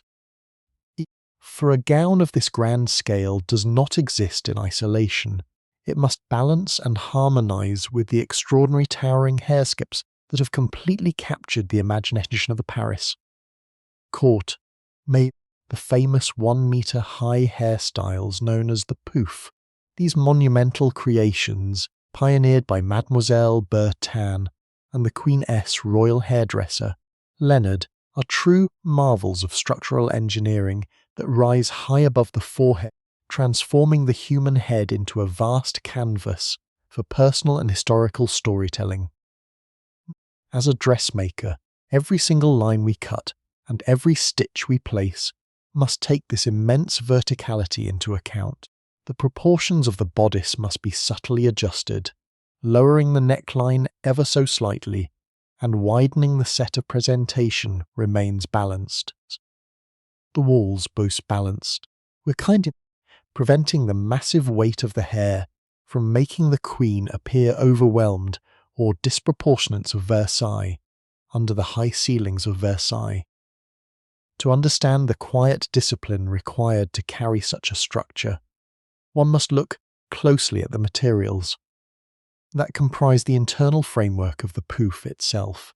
It begins not with heavy metal, but with a lightweight, flexible armature of fine iron wire and stiffened gauze pads, shaped carefully to fit the contours of the Queen-S natural hair. The hair is drawn up over this light cushion, smoothed over the frame using a dense, fragrant pomade made from purified beef marrow, scented oils, and the delicate essence of jasmine or orange blossom. The scent of this pomade is rich and sweet, a clean floral aroma that often lingers in the air of the workshop whenever the hair ornaments are being prepared. Once the hair is secured over the wire armature, it is heavily dusted with a fine wheat flour or potato starch, applied using a soft, downy puff that releases a gentle, quiet cloud of white mist into the room. This powder softens the natural colour of the hair to a pale ethereal grey, a soft matte texture that perfectly complements the luminous shifting surfaces of our rose ash silk satin. The physical weight of a 1-metre high hairstyle is a constant challenge for the royal wearer, requiring an absolute, serene control over every muscle in the neck and shoulders. A single sudden movement or an unbalanced tilt of the head could cause the delicate wireframe to shift, disrupting the perfect symmetry of the creation before the court. Therefore, the bodice we are sewing tonight, moyuete, act as a reliable counterweight, a supportive corset structure that stabilizes the spine and encourages an unyielding, graceful posture. The back panels of the gown, reinforced with the stiffened canvas and tightly spaced whalebone strips we prepared earlier, are designed to distribute the physical pressure evenly across the upper body, allowing the queen to carry the towering height of her hair with an appearance of absolute, effortless ease. This narrative is deeply inspired by historical archives and court memoirs documenting the creative partnership between Queen Marie Antoinette and her visionary couturière, Rose Bertin, at her Paris boutique Le Grand Mogol during the winter of Morthin Lam. Grounded in authentic Muetam the century dressmaking regulations, the story painstakingly reconstructs the physical artistry of the robe à la française, from traditional canatil silver gilt embroidery to the precise chemical alchemy behind the historic rose ash dyed silk. There is a fascinating, quiet geometry in this relationship, a careful calculation of balance, where the horizontal width of the wide panniers below perfectly offsets the vertical drama of the hair above, centering the woman within a flawless cross of silk and structure. Inside our midnight workshop, the frantic demands of these grand fashion trends dissolve into a state of deep, soothing precision. We focus entirely on the micro detail of how the shoulder seams meet the back pleats, ensuring that a single ripple lies completely flat without a single ripple or pocket of tension. You draw your thread through the silk, feeling the smooth waxed fibers slide effortlessly beneath your fingers, the tiny shh of the thread acting as a peaceful whisper in the dark room. The low fire in the hearth throws a soft, warm glow across the oak table, illuminating the pale rose ash satin and casting a long, lazy shadow of your hand against the wall. Everything is balanced. Everything is moving at a natural, unhurried pace. The immense world of royal court fashion, with all its towering hairscapes and grand architectural gowns, is held safely within the quiet sanctuary of our patient craftsmanship. Your breathing remains slow and steady, perfectly aligned with the rhythmic rise and fall of your needle as the winter night deepens around us. From the lower shelf of the oak workstation, you reach for a small polished cedar wood, which contains the specialized materials reserved for the gown's ornamental borders. The Goevbecks ornamental borders, the precious metallic embroidery threads. Unlike the soft, compliant spools of silk we have been using, these threads are crafted from genuine silver and gold leaf, beaten down by master artisans, until it is unimaginably thin, then wrapped with absolute precision around a core of fine silk or linen thread. As you lift a spool of the gold filigree thread, its unexpected weight sits heavily in your palm, a solid grounding coldness that takes a few moments to absorb the warmth of your skin.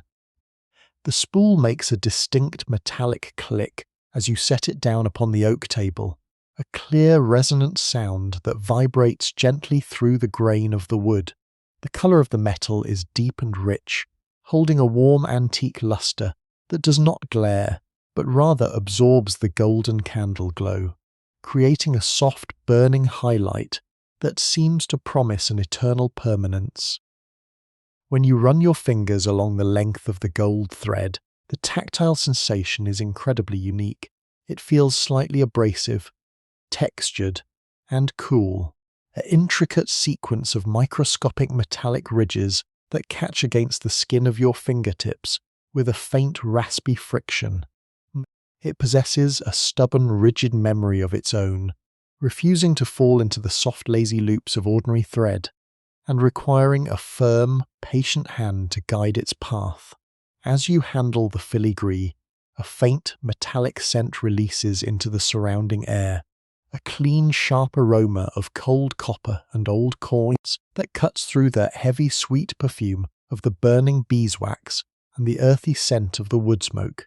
There is a beautiful, striking contrast between this rough, unyielding wire and the smooth, liquid expanse of the rose ash silk satin resting beneath it. It feels as though we are taming a wild elemental element of the earth, forcing it to submit to the gentle, orderly geometry of our needlework. You choose a specialized needle, with it aimed to accommodate the thick metallic thread designed to accommodate the frill from its teak thread, without stripping the delicate gold wrapping from its linen core. Threading it requires a moment of absolute stillness. You steady your wrists against the edge of the table, your eyes focused entirely on the small silver eye as you guide the stiff glittering point through the opening. It slides through with a dry scraping sound, hanging in a stiff dramatic loop that glints whenever the oil lamp flame tilts. With a slow, deliberate downward motion, you push the needle through the front panel of the rose ash bodice. The sound of the metallic thread passing through the silk weave is entirely different from anything we have heard tonight. It is not a smooth, liquid whisper, but a tiny rhythmic scratch. A slow, raspy drag, scritch, whish as the gold coils slide against the tightly woven silk fibers. The fabric grips the metal tightly, the microscopic threads parting with a reluctant, structural sigh, before closing securely around the gold line. Step by step, a magnificent scrolling vine begins to take shape along the border of the bodice. Each tiny stitch of gold catches the low firelight, refracting it outward in a soft diffused morning frost catching the first pale rays of a winter sun. Walk into the repetitive motion of your hand, the lifting of the heavy needle, the careful tension of the stiff loop, and the slow, raspy drag through the silk creates a deep, mesmerizing cadence that gently clears away the remaining thoughts of the modern day. The workshop around you remains entirely suspended in its midnight peace. Mademoiselle Bertin watches your progress with a serene, silent approval, her fingers smoothing down a finished section of the train. There is no hurry, no noise, and no distraction, just the safe, warm comfort of the atelier, the rich texture of the gold filigree, and the slow, beautiful realization of a masterpiece, unfolding exactly as it should. The deep, silent core of the midnight hour has now completely enveloped the Rue Saint-Honoré, a time when even the most restless spirits of Paris have surrendered to the heavy weight of the winter dark. Inside our small, glowing circle of safety at Le Grand Mogol, the work slows to a near halt as we enter the profound lull of the night. The golden filigree thread rests quietly across the bodice, its metallic vines catching the final lazy flickers of the dying candle flames. For a few long, unhurried moments, neither you nor Mademoiselle Bertin move, choosing instead to simply the rest of the world is fast stillness that only exists when the rest bird is fast asleep. The silence here is not empty, it is rich, thick, and deeply textured, filled with the soft, collective breathing of the room and the comforting presence of historical memory. The air has cooled slightly away from the hearth, turning crisp and clean, carrying the faint, mineral aroma of the frosty window panes mixed with the sweet, lingering ghost of lavender and beeswax. Outside, a sudden gentle gust of winter wind brushes against the heavy timber shutters, making the thick oak frames groan ever so softly against their iron latches. The sound is a low, hollow murmur, a distant, frozen sigh that underscores just how secure and protected we are within these sturdy walls. The frost on the glass grows thicker, its crystalline roots spreading silently across the dark panes, but the cold cannot touch us here. Cassie, in response to the wind, a massive oak log in the hearth, burned down to its glowing crimson heart, suddenly crumbles under its own weight. It breaks apart with a soft, muffled clack, releasing a brief, celebratory cascade of tiny amber brick chimney up the dark brick chimney. The sound of the wood fracturing, a slow rhythmic snap followed by the gentle hiss of escaping sap, is incredibly grounding, a natural acoustic pulse that echoes through the quiet workshop and invites your mind to settle even further into its resting state. You let your eyes rest for a moment on the vast half-finished expanse of the rose ash gown draped over the cutting table. In this dim, low-contrast light, the boundaries of the silk seem to soften, blurring into the dark grain of the oak. The smoky lavender and sunset blush tones have receded into a deep velvety violet, while the silver and gold embroidery lines catch the dim embers, glowing like faint constellations across a midnight sky. The visual complexity of the afternoon has dissolved into a peaceful, dark simplicity. There are no details to critters, no court calls satisfy, no courtly protocols to satisfy. There is only the immediate, soothing presence of the fabric, resting under the quiet weight of the brass tools. You can feel the cool air of the room, gently pressing against your forehead, clearing away the last remnants of mental fatigue, while the radiating warmth from the hearth continues to cradle your body. Mademoiselle Bertin reaches out with a slow hypnotic motion, using a pair of small iron tongs to push the remaining embers closer together, creating a uniform, steady source of gentle heat that will last until the earliest dawn.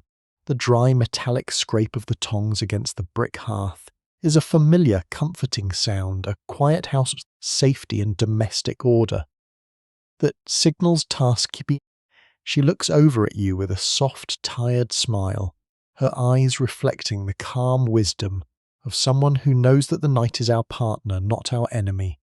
The unhurried nature of this pause is a gift, a quiet sanctuary where your thoughts are allowed to drift aimlessly, untethered from the frantic demands of time. Your breathing matches the slow, lazy pulse of the dying fire, deep, even, and perfectly serene. The workshop remains a perfect bubble of nocturnal peace, an ancient refuge where the simple reality of wood, fire, and fabric provides everything your spirit needs to let go of the day and slide closer to a deep, beautiful rest.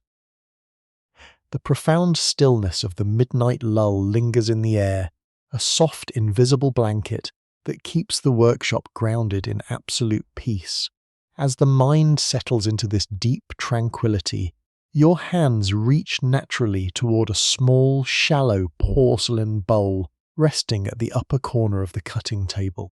Inside this delicate white dish lies a treasure of microscopic elegance, thousands of genuine seed pearls, carefully selected for the queen's bodice. As your fingers brush the edge of the porcelain, the tiny pearls shift and roll against one another with a sound that is uniquely soothing, a soft, fluid rustle, like dry sand sliding slowly through an hourglass, or the distant murmur of tiny waves retreating over a smooth pebble beach. The sound breaks the silence with a delicate, soft sweetness, a microscopic melody that brings a sense of absolute focus back to the workspace. You let your fingertips slide into the bowl, feeling the cool rounded bodies of the pearls as pearls cascade over your skin. They are wonderfully cold, providing a refreshing contrast to the warm, radiant heat still emanating from the hearth embers. Each seed pearl is a tiny marvel of nature, harvested from the warm waters of the distant eastern seas and transported across oceans to reach this quiet desk in Paris. They are not perfectly uniform spheres, which only adds to their organic beauty. Some are slightly teardrop-shaped, but all possess a rich, deep orient, a soft, iridescent luster that catches the dim oil lamplight and holds it deep within their translucent layers. The colour is a soft, milky ivory, with a faint, hidden whisper of pink that matches the sunset blush undertones of the rose ash silk perfectly. To handle these tiny gems, you must use an incredibly thin specialized embroidery needle that it bends gently under the slightest pressure of your thumb. Threading this needle requires a moment of absolute, suspended breath. You align the fine, white silk thread with the microscopic eye, sliding it through with a silent, effortless motion that feels almost like a thought. You position the rose ash bodice before you. The gold filigree vines we embroidered earlier waiting to be adorned with these pearlescent blossoms. Holding a single pearl between your fingertips, you guide the tip of the fine needle through its tiny hand-drilled center. The needle makes a faint metallic click as it touches the pearl, a clean crystalline note that dissolves instantly into the quiet room. Then, with a slow, deliberate downward plunge, you drive the needle through the satin surface, right at the center of a golden scroll. The fine silk thread follows smoothly, making a soft, whispery hiss as it draws the pearl down to its permanent home. When the thread is pulled taut, the tiny pearl settles flat against the rose ash silk with a soft final nesting sound, a tiny structural thump that satisfies the ear and warms the heart. You move your hand by a mere fraction of an inch, picking up the next pearl. Tink goes the needle, hiss goes the thread, click goes the pearl. The repetition of this action creates a stunning pattern across the bodice, a shimmering constellation of ivory light that seems to lift the entire garment into a dreamlike realm. That's under the flickering candle glow, the pearls do not shine with a harsh, glittering intensity. Instead, they glow with a quiet inner light, casting microscopic, soft shadows across the rose ash satin that create a rich texture of depth and luxury. Hours slide away unnoticed in this state of pure rhythmic isolation. The outside world, with all its chaotic movements and heavy worries, has ceased to exist entirely. There is only the smooth porcelain bowl, the cool touch of the pearls, and the beautiful, orderly progression of your hands working through the dark. Your breathing remains perfectly slow, perfectly even, deeply comforted by the peaceful constancy of the stitch. As the row of seed pearls settles into a perfect, shimmering line across the bodice, your eyes linger complexity of the rose ash silk satin. Silk hoem. The unique coloration of this textile invites a deeper, quiet reflection on the hidden science and patient chemistry that brought it into existence. Long before this silk arrived on the oak tables of Le Grand Mogol, it underwent a transformative journey in the historic dye quarters of Paris, tucked away along the banks of the slow-moving Bièvre River. In the 18th century, creating a hue as subtle and sophisticated as rose ash was not a matter of simple measurements, but a guarded passed down through generations of master dyers. It required an exquisite understanding of natural elements, a willingness to work in absolute harmony with the slow passage of time, and a quiet dedication to finding beauty in the most delicate balance of chemistry. To produce this specific regal shade, the master dyers began with a baseline bath root and precious cochineal insects, harvested from distant lands, harvested from This initial process yielded a vibrant, intense crimson that was far too bright for the refined sensibilities of the young queen's court. To soften this aggressive red into the gentle, smoky blush we handle tonight, the dyers introduced a highly specialized mordant made from purified wood ash and microscopic iron filings dissolved in oak gall liquor. The addition of these grounding elements caused a quiet, chemical alchemy within the copper vats. The iron gently saddened the bright crimson, cooling its fire and introducing a subtle, charcoal grey undertone, while the wood ash lent a dusty, velvet softness that mimicked the quiet appearance of evening shadows. The air in those master dye houses was thick with a heavy, earthly aroma, a comforting scent of boiled roots, steam, and clean timber ash that became permanently locked into the very core of the silk fibres. The rarity of this pigment cannot be overstated, because the chemical reaction inside the vat was entirely temperature of the water, the mineral composition of the river currents, and the precise moment the silk was withdrawn from the liquid. A single minute too long in the iron liquor would turn the fabric into a flat, gloomy slate grey. A minute too short would leave it with a loud, unstable pink. The master dyer had to rely completely on his eyes, watching the changing surface of the steaming liquid under the dim morning light, waiting for the exact moment the colour achieved that elusive equilibrium. This level of precision made the rose ash satin an incredibly high luxury. A fabric was impossible almost to reproduce reliably on a mass scale. Because it was impossible to reproduce fleece reliably on a mass scale, it carries within its threads the quiet wisdom of a craftsman who understood that true luxury does not shout for attention, but reveals itself slowly through layers of shadow and light. You run your hand along the smooth expanse of the skirt panel, feeling the incredible density of the silk that has absorbed this rich, historical alchemy. In the quiet safety of our midnight workspace, the knowledge of this patient process settles deeply into your mind, letting your thoughts slow down to match the ancient rhythm of the dye vats. The world outside is cold and frozen, but here the memory of warm steam, crushed roots, and Eikengall ink surrounds you in a protective, comforting embrace. Your breathing remains slow, even and calm, that every single element of this royal gown carries a story of absolute dedication and quiet peace.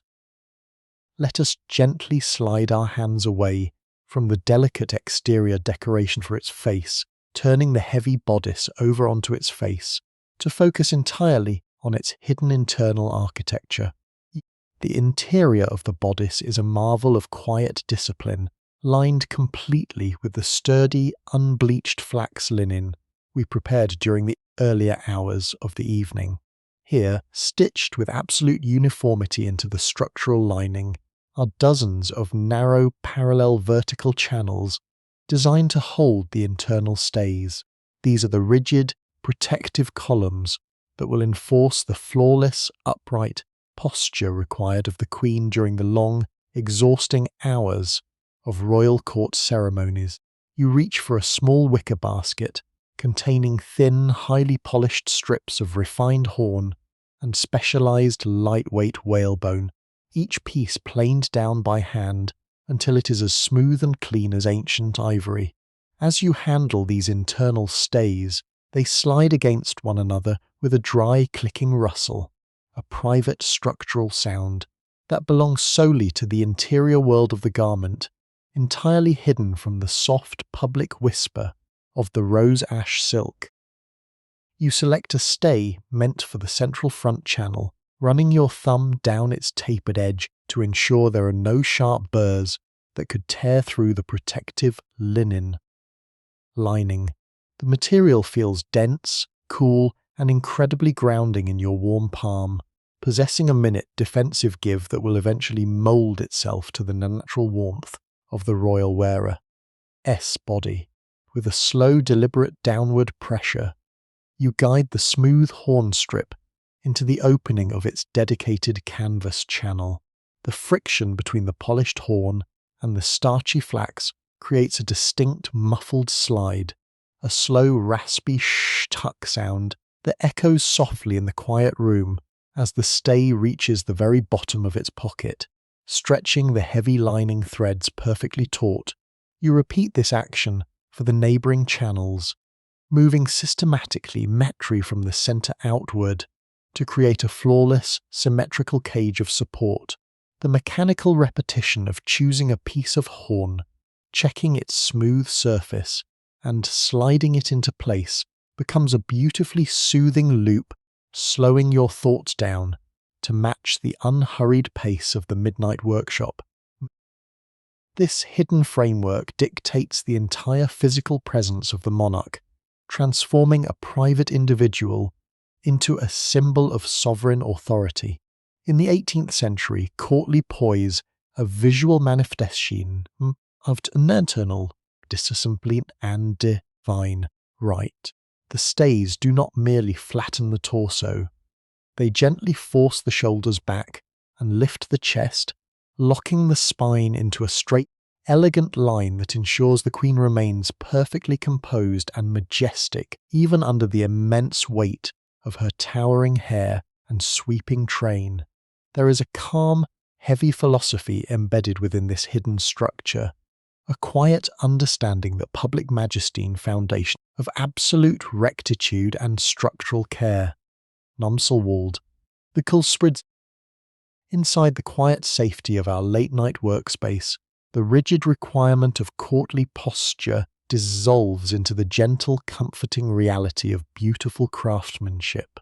The room remains perfectly still, wrapped in a protective blanket of absolute peace. As your hand reaches for the needle once more, preparing to sew the top of the channels closed, locking the stays into their permanent home, the low fire continues to cast its warm, amber glow across the table, and ensuring that you are entirely warm, safe, and completely free to let your mind drift away into a deep, restful calm. The hours have slipped away from us so quietly now, leaving the workshop suspended in that beautiful liminal space between the deepest part of the night and the very first stirrings of early morning, leaving your hands, which have been moving with such steady intent for hours, begin to feel a gentle, comforting weight settle into the joints, a soft, natural fatigue that does not bring frustration, but rather a profound sense of peace and physical release. Your eyelids grow pleasantly heavy, dipping slightly with every slow rise and fall of the needle, finding a restful harmony with the fading rhythm of the Mademoiselle Bertin has leaned back slightly into her tall cane-bottomed chair, her own hands resting quietly upon a scrap of silk, her eyes half closed as she watches the gentle, slow-motion ballet of your craftsmanship.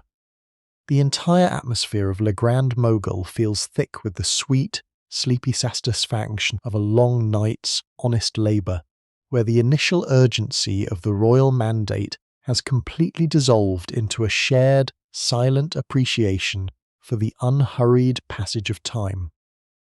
You look down at your fingertips, which bear the faint, honourable indentations of the steel needle and the rough, grounding texture of the unbleached linen. It is in this quiet hour that one truly begins to understand the beautiful, hidden reality of history. We often read of the great empires, the glittering queens, and the magnificent balls that filled the halls of Versailles Vaquep Ite gold and music. Yet the history books so often forget the anonymous hands, the quiet artisans, and the late-night dreamers who sat in the shadows, crafting the very visual language that allowed those dynasties to exist. The visual armour of the Queen, which will be spoken of for centuries to come, is being built right here, stitch by stitch, by someone whose name will never be written in the official state archives. There is a deep, comforting humility in this realization, a calm, grounding philosophy that reminds us that true greatness is always built from these small, quiet moments of absolute dedication. Your hands are connected to a long, unbroken lineage of silent creators who found their purpose not in the loud praise of the court, but in the peaceful perfection of a single flawless seam. The low light of the oil lamp seems to soften further, its golden wick burning with a lazy, dim constancy that wraps the room in protective shadows. The air is completely still, holding the rich, sleepy aroma of the dried lavender and the clean, earthy warmth of the dying hearth fires. Outside the shuttered windows, the city of Paris remains wrapped in its frozen winter sleep, a silent protector that ensures our midnight circle of light remains completely undisturbed. You feel a deep sense of safety and gratitude for this quiet space, a feeling that you are exactly where you need to be, doing exactly what your hands were made to do. There are no expectations pressing against your mind tonight, no complex problems to solve, and no rush to meet the coming day. Just let your thoughts float aimlessly along with the soft, repetitive slide of the thread, allowing the physical fatigue of the night to turn into a profound, restful safety that prepares your entire body for a deep, beautiful sleep. As the first microscopic hints of the distant dawn begin to subtly soften the pitch-black sky outside the Rue Saint-Honoré, we turn our slow attention to the final hidden fasteners of the magnificent bodice, the small hand-cast silver hooks and eyes that will securely close the gown across the Queen's front. You reach into a tiny velvet-lined drawer at the centre of the oak workspace, your fingers selecting a small handful of these delicate metallic closures. They are incredibly smooth, having been tumbled in fine sand by a master metalsmith until every rough edge has completely disappeared. As they slide through your palm, they make a faint crystalline tinkle, a quiet silver chime that feels crisp and cool against the heavy warm silence of the late-night room. Each tiny hook is a marvel of miniature blacksmithing, holding a deep, soft pewter hue that catches the dying lamplight with a quiet, dignified gleam. You position the first silver eyelet against the hidden edge of the inner linen lining, aligning it perfectly with the reinforced canvas. Stay underneath. To secure these closures, we use a reinforced 4-stranded linen thread, heavily coated in golden beeswax for absolute durability. You guide the needle through the tiny circular loop at the base of the silver hook. The steel needle makes a soft, rhythmic tick as it rests against the metal, followed by the familiar, slow shh of the thick thread drawing tight against the fabric. You wrap the thread around the silver loop 3 times, creating a tiny perfect buttonhole stitch that permanently locks the fastener into the architecture of the gown. The repetitive pattern of your fingers, looping and thread pulling it taut and securing the base, becomes a beautiful mechanical lullaby for the mind. Tick, shh, tuck, tick, shh, tuck. The absolute predictability of this interaction, assuring you that every single point of stress on this royal garment has been anticipated and mastered. With the first hook secured, you move your hand exactly 1 inch downward to place the next, ensuring an unyielding, mathematical alignment that will distribute the tension of the corset evenly. There is a profound quiet peace in knowing that the small hidden silver loops will carry the immense physical weight of the public gaze, keeping the Queen perfectly secure and unbothered while she navigates the complex social mazes of the court. The outside world remains entirely frozen in its deep winter slumber, completely removed from the serene bubble of creation we have nurtured here. Mademoiselle Bertin watches your steady progress, her head resting gently against her hand as her breathing slows to a long, peaceful rhythm that mirrors the slow progression of your needle. Let your own thoughts soften into this unchanging cadence, allowing the quiet silver linen thread to guide your mind closer and closer toward a deep, dreamless rest. The silver hooks and eyes are all perfectly secured, forming a flawless, invisible spine that will hold the front of the bodice with absolute stability. Now we must move our attention down to the very base of the magnificent rose ash skirt, to the grand hemline of the sweeping train that will glide gracefully across the polished marble floors of Versailles. A train of this immense width and liquid weight requires a specialized hidden treatment along its lowest edge to ensure it drapes with an elegant, unbroken majesty, without ever twisting, curling, or bunching up behind the Queen as she turns. To achieve this perfect weight distribution, you reach for a heavy clay jar stored beneath the table, drawing out a collection of small flat discs made of cast lead. These weights are completely smooth, wrapped carefully in scraps of soft, unbleached linen to prevent the raw metal from ever rubbing against or staining the precious rose ash silk satin. As you handle the linen-wrapped discs, their dense, heavy weight rests solidly in your palm, providing a deeply grounding, physical sensation that cuts through the sleepy stillness of the early morning. You place the first lead weight at the outermost corner of the silk train, tucking it neatly into the deep fold of the hem lining. The fabric makes a low, heavy rustle as it receives the weight, a slow, comforting swoosh that sounds like winter leaves settling onto the damp earth. Using a thick waxed linen thread, you begin to anchor the weight to the inner canvas framework with a series of heavy structural stitches. The needle passes through the starched canvas with a dull, satisfying pop. Puck, followed by the slow, steady pull of the thread. Shh!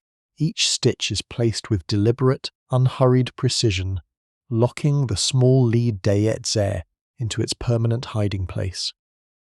You move along the wide curve of the hem, placing a wrapped weight every 12 inches, with mechanical rhythm of your hands. The mechanical rhythm, your arm lifting the heavy silk, slipping the dense weight into the fold, and sewing it flat, creates a beautifully mesmerizing cadence that carries your mind deeper into a state of serene relaxation. You can hear the vast expanse of the rose ash satin sliding slowly across the smooth oak table as you work, a continuous, soft whisper that fills the quiet workshop with a peaceful acoustic blanket. The added weight begins to transform the way the fabric behaves, pulling the light creases out of the satin and creating long, deep ridges of shadow and light that flow downward like a slow river of liquid lavender. Inside the warm sanctuary of Le Grand Mogol, the coming dawn remains a distant, irrelevant thought. The dying embers of the hearth continue to emit a gentle, protective warmth, keeping the freezing mists of the Parisian streets completely locked. Outside our heavy wooden shutters, Mademoiselle Bertin rests quietly in the shadows, her eyes closed as she listens to the predictable heartbeat of your craftsmanship. There is nothing else required of you tonight. No decisions to make, no problems to solve. Just allow your breathing to align perfectly with the slow, heavy movement of the silk train, letting each rhythmic stitch carry you further away from the waking world and closer to a deep, beautiful sleep. With the heavy lead weights now permanently nestled within the deep folds of the hemline, the lower architecture of the grand gown is fully stabilized, allowing us to return our slow, focused attention back to the upper torso. Specifically, we must now begin the construction of the centerpiece of the bodice front, the magnificent pièce d'estomac, or the formal stomacher. This independent triangular panel of fabric will sit directly over the Queen-S chest, acting as the primary visual anchor for the entire upper garment. It is a canvas of absolute luxury, designed to be pinned directly to the hidden stays we reinforced earlier, completely concealing the functional silver hooks and eyes beneath an unyielding display of artistic mastery. To begin this delicate process, you reach for a specialized piece of heavy, cream-colored parchment paper, which will serve as the internal stiffening template for the panel. The parchment makes a clean, dry rattle as you lift it from the document tray, a crisp paper sound that breaks the archaic dignity. With a distinct archaic, you lay it over a piece of starched linen canvas, running your fingers along its smooth, opaque surface to check the absolute straightness of the grain. Over this rigid structural foundation, you carefully drape a fresh panel of the precious rose ash silk satin, ensuring that the brilliant warp of the weave runs precisely vertical. The fabric feels completely cool against your hands, a smooth, liquid contrast to the dry texture of the parchment underneath. As you smooth out the microscopic air pockets between the layers, your palm creates a soft, rhythmic sliding sound, a continuous whisper that seems to hum softly against the solid oak surface of the table. You select a set of long, slender steel blocking pins from your tray, their polished shafts glinting under the dim, steady glow of the oil lamp. With a slow, deliberate pressure from your thumb, you drive the first pin through the promissippa of the satin, piercing the paper and the canvas beneath. Tuck. The sound is small but incredibly solid, a clean mechanical punctuation that signals the birth of a new structural element. You place another pin exactly half an inch away, your hand moving with an unhurried, automated grace born of endless practice. Tuck, tuck, tuck. The regular spacing of the pins creates a beautiful geometric frame around the triangular panel, locking the silk into a state of flawless, mirror-like tension. Now that the base is perfectly smooth, we begin the creation of the stomach iconic ornamentation, the échelle de rubans, or the ladder of ribbons. This traditional court design consists of a graduated series of perfectly formed silk bows, starting with a large, dramatic bow at the wide top of the chest and shrinking systematically down to a tiny, delicate bow at the narrow point of the waistline. You take a spool of narrow, double-faced rose ash ribbon, its edges finished with a microscopic silver cord that catches the light like a line of morning dew. Unwinding the first length requires a slow, steady pull. The ribbon slides off the wooden spool vecchepite, hat a low, whispery hiss, shh, a sound that feels incredibly intimate in the heavy silence of the midnight workshop. You fold the silk over a symmetry to form the loops of the primary bow. The satin material holds a natural springy resilience, resisting the fold slightly, but you're seeing the fibers to accept pressure, forcing the fibers to accept the curve. You pinch the center of the bow tightly between your index finger and thumb, feeling the dense, ribby texture of the silk weave compress under your strength. To lock the center of the bow, you take up your fine embroidery needle, pre-threaded with it directly through the compressed heart of the ribbon loops. You push the needle the directly hand heart of the ribbon loops. The steel point passes through with a sharp, minute pop, puck, followed by the smooth, completely silent drag of the thread sliding through the wax. You pull the thread taut, watching the loops flare out symmetrically like the wings of a resting moth. There is an exquisite mathematical beauty in watching this series of bows take shape, each one precisely 10% smaller than the one that sits above it.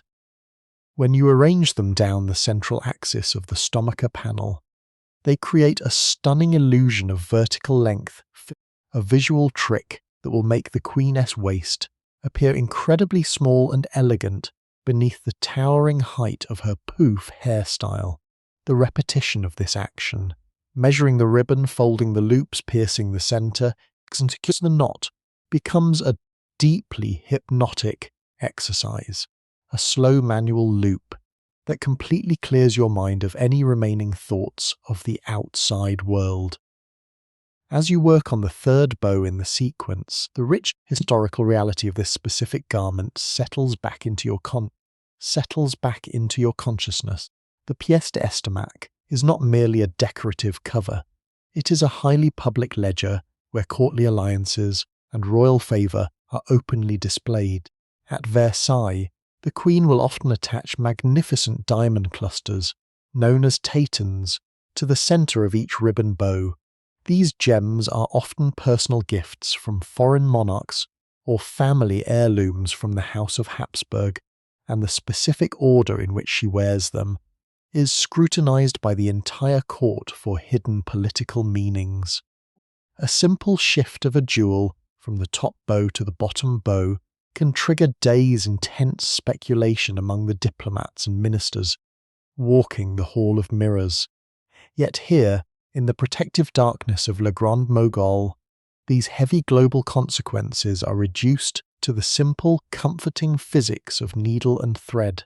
The grand theatre of European statecraft is entirely dependent on the structural placing of the small linen stitching with your tired hands. The ambient air of the workshop has settled into a deep, chilled stillness as the fire in the hearth burns down to its final quiet core. The large oak logs have transformed into a massive mound of glowing scarlet coals emitting a stable, silent heat that warms the room without the disruptive noise of crackling flames. A pale mineral aroma of winter frost begins to drift inward from the heavy timber shutters, mixing with the sweet, heavy scent of the melting beeswax on your table to create an atmosphere that feels profoundly ancient and secure. Mademoiselle Bertin has closed her eyes completely now, her breathing slow, deep, and perfectly rhythmic, an unspoken signal that you are the sole guardian of this masterpiece during the deepest hour of the night. You accept this responsibility with a calm, serene heart. Your hand reaches for the fourth ribbon strip, your fingers guiding the fabric with an unhurried, gentle authority that allows your entire body to relax completely into the beautiful, not just timeless discipline of the stitch. With the ladder of ribbon bows securely formed and arranged down the central axis of the decorative stomacher, we must now introduce the final illuminating details that will border each individual loop, the addition of fine silver gilt, pearl, known in the Parisian embroidery guilds as cannetil. This specialized material is a microscopic, tightly coiled saw wire, pulled to an unimaginable thinness by master wire drawers and wrapped into a tiny, hollow tube. To prepare this delicate metal for the embroidery process, you reach for a heavy pair of polished steel cutting shears resting on the velvet lining of your primary tool tray. The shears feel remarkably solid and icy cold against the warm skin of your hand, a heavy grounding anchor of utility that balances the fragile airy nature of the silk ribbon around you. You place a long glittering coil of the silver gilt cannetil upon a small scrap of dark wool fabric, aligning the sharp heavy blade with the metallic tube. With a slow deliberate squeeze of your fingers, the two blades meet. The sound is a sharp, clean click chick, followed by the segment falling a tiny smeg, falling onto the dark cloth. You cut another piece, then another. Each individual segment is precisely 2 millimeters in length. Chick, chick. The absolute uniformity of this sound becomes a steady miniature pulse in the quiet room, an unhurried rhythm that helps to clear away the remaining frantic thoughts of the modern world. You take up a specialized ultra-fine embroidery needle, its polished steel shafts through the hollow core of the tiny metal segments you have just prepared, bringing the needle down toward the first, largest ribbon bow at the top of the panel. You prepare to outline the elegant curve of the silk loop.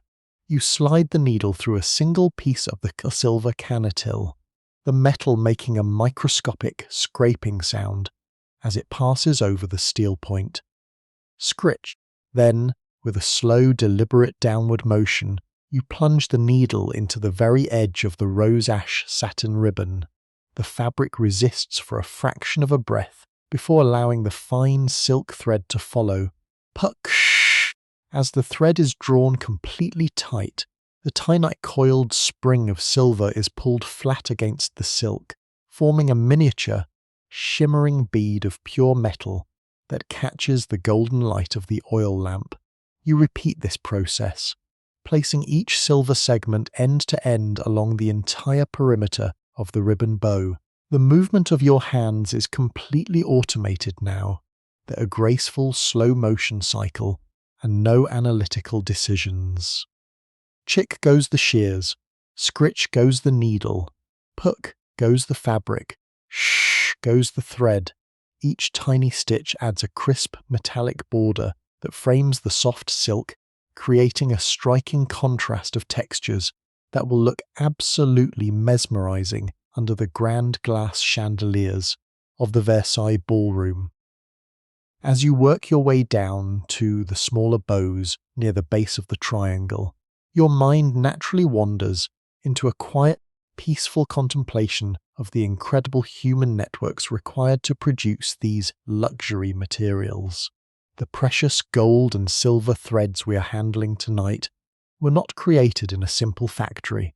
They are the result of an ancient, highly guarded craft practiced by the tireurs d', or the gold wire drawers of Paris, who occupy the dark, cramped workshops along the Rue de la Huchette.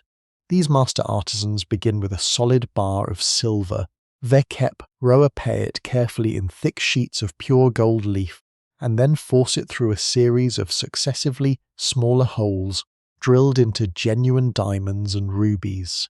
Each pass requires immense physical strength, yet the final result is a wire so fine that it can be woven into silk like a natural fibre.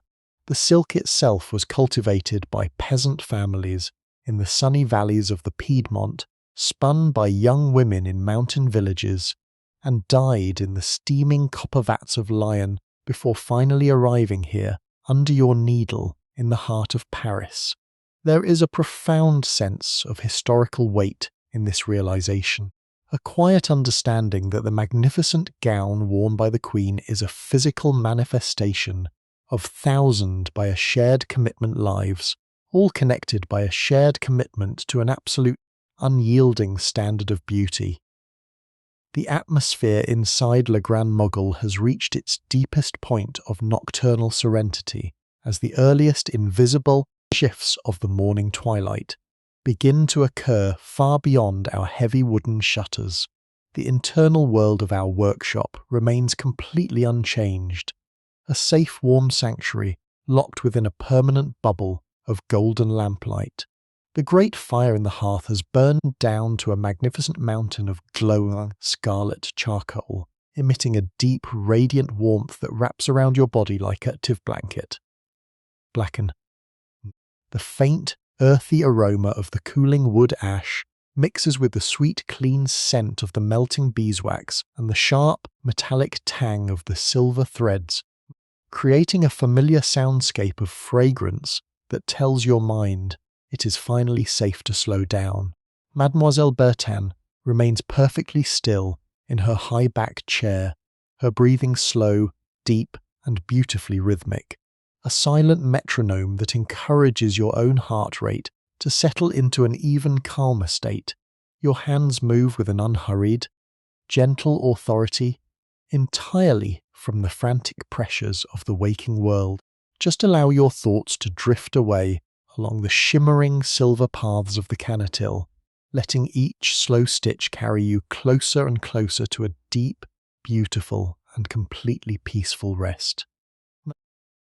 With the magnificent decorative stomacher now fully with its ladder of silver-bordered ribbon bows, we gently set it aside on a clean sheet of parchment, allowing our slow, methodical focus to shift toward the sleeves of the grand gown. In the classical architecture of the robe à la française, the sleeves are cut narrow and straight, hugging the arm perfectly down to the elbow, where they terminate in a spectacular display of tiered fabric and lace known across the European courts as the Angaya-Junties. These cascading ruffles are a vital hallmark of Hattie-Go-Hat court dress, designed to frame the forearms and hands with an unmatched air of fragile, weightless elegance. To begin constructing this iconic element, you reach for the long, delicate panels of genuine imported Brussels lace that our quiet accountant meticulously measured during the earlier hours of the night. The lace feels almost completely non-existent in your hands, a soft, airy web of woven flax of your fingers, a gentle, dry sigh, shh. that merges seamlessly with the deep silence of the early morning workshop. Look higher. Before these spectacular lace panels can be attached to the silk sleeves, they must be meticulously gathered along their top edges to form a series of dense, uniform ruffles that will cascade beautifully over the arm. You take a new ultra-fine needle and thread it with a single strand of strong unbleached linen thread, running the fibre slowly through a block of golden beeswax to ensure it slides without catching. You position the first lace panel over your index finger, your thumb holding the edge securely against the skin. With a slow automated rhythm, you begin to weave the needle back and forth through the structural mesh of the lace, creating a continuous line of tiny basting stitches. The needle makes a microscopic scraping sound as it passes through the woven flax. Scritch, scritch, followed by the silent, smooth drag of the waxed thread. When you reach the end of the panel, you gently hold the needle and pull the thread taut with your other hand. As you do, the flat piece of lace suddenly transforms, gathering itself together into a beautiful fluid sequence of dense, miniature folds that look like winter ripples frozen on a quiet pond. The sound of the lace compressing against itself is incredibly soft, a delicate whispering rustle, slip, pleat, that satisfies the ear with its clean structural perfection. For the Queen-S gown, the engagements will be constructed in a traditional triple tier, a triple rang, which is the strictest requirement for formal appearances at the royal court. The bottom tier is the longest and most dramatic, designed to drape low over the back of the forearm, while the middle and top tiers shrink systematically in length, creating a stunning, layered waterfall of white texturing against the rose ash silk satin. You arrange the three gathered layers together, aligning their top edges with absolute precision to ensure that the floral-neous natural sequence plisskukes. The colour composition is breathtaking under the low, warm light of the oil lamp. The pale, milky ivory of the Brussels lace sits beautifully over the smoky lavender and sunset blush undertones of the rose ash silk, creating a soft, shifting play of shadow and light that softens the sharp metallic lustre of the silver filigree nearby. There is a profound meditative peace in watching this structure take shape under your hands. Each small fold aligned with mathematical perfection to enhance the natural grace of the royal silhouette.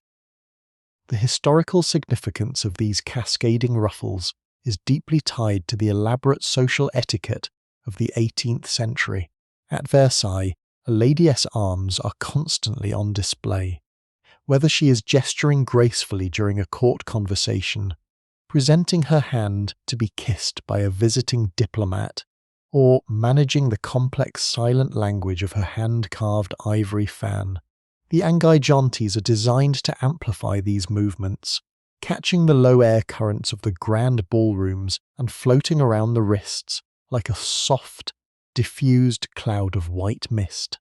They create an illusion of absolute, effortless leisure, signalling to all onlookers that the woman wearing them is entirely removed from the harsh realities of physical labour, her hands reserved solely for the expressions of courtly refinement.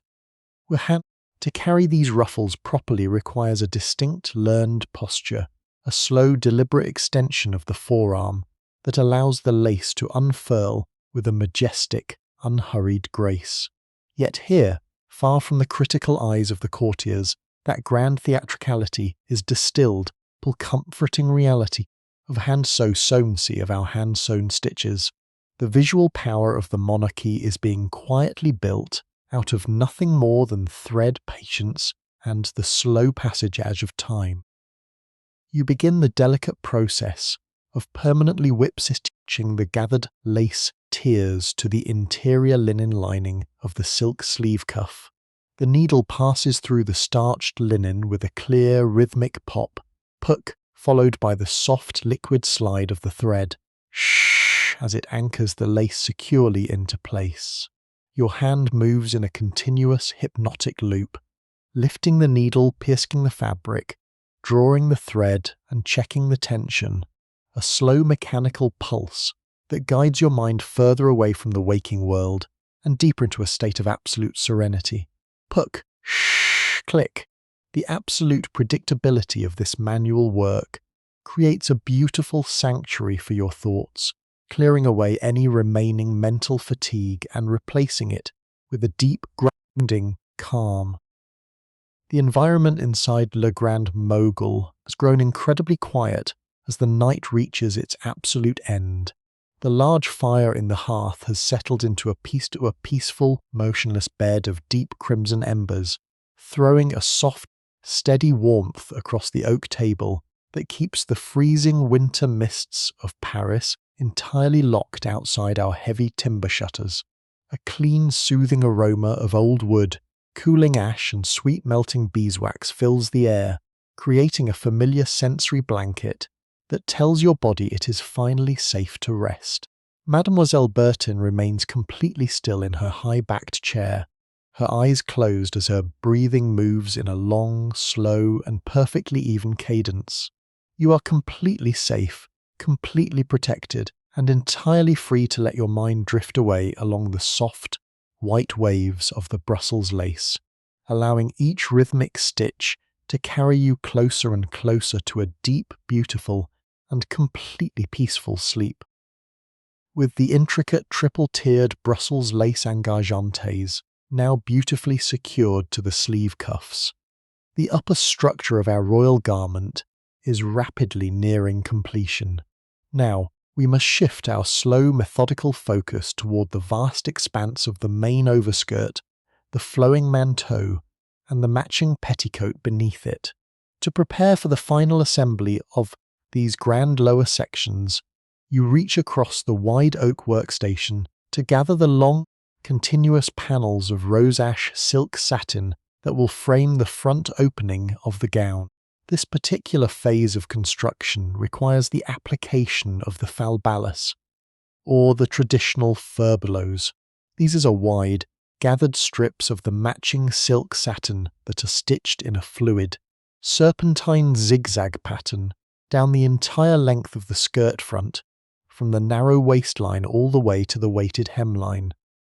As you lift these long fabric strips from their dressing place, the dense satin releases a deep, luxurious murmur, a heavy liquid rustle that sounds like a gentle winter wave sliding across a dark gravel beach. The fabric feels cool, heavy, and immensely substantial in your hands, its smooth surface holding a quiet energy that grounds your tired fingers in the immediate reality of the craft.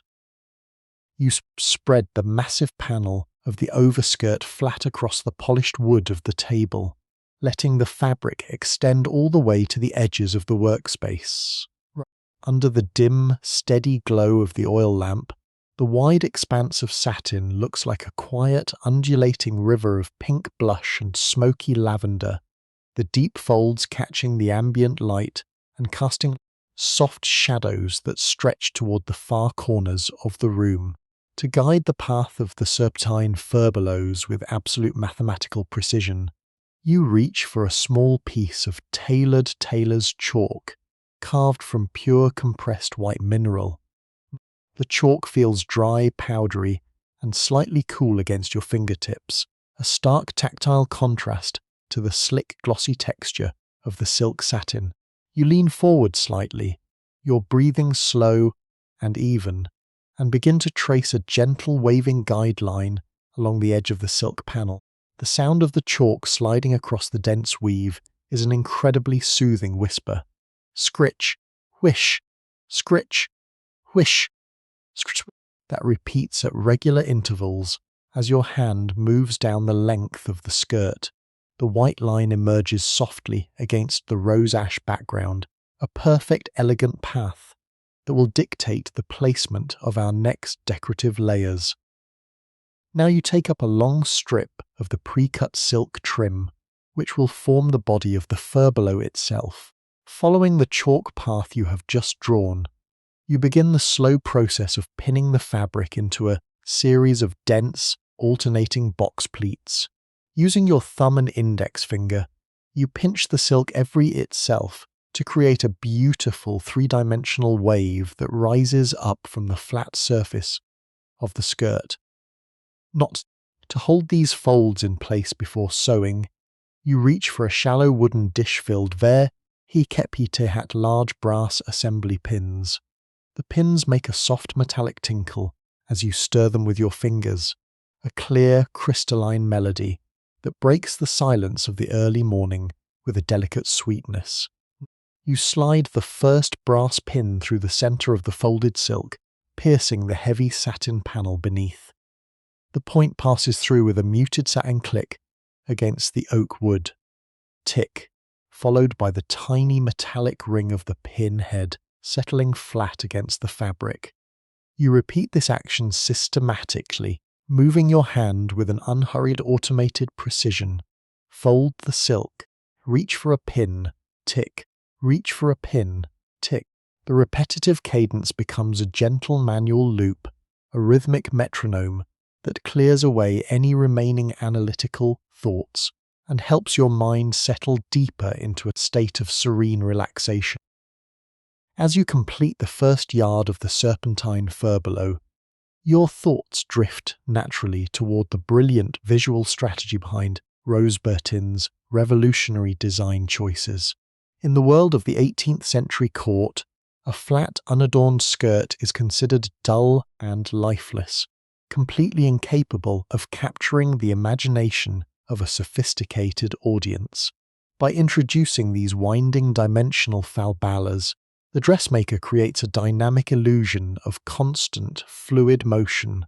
When the queen walks through the high, mirrored galleries of Versailles, the serpentine curves of the folded silk will catch the light from hundreds of burning candles, causing the shadows to shift and dance.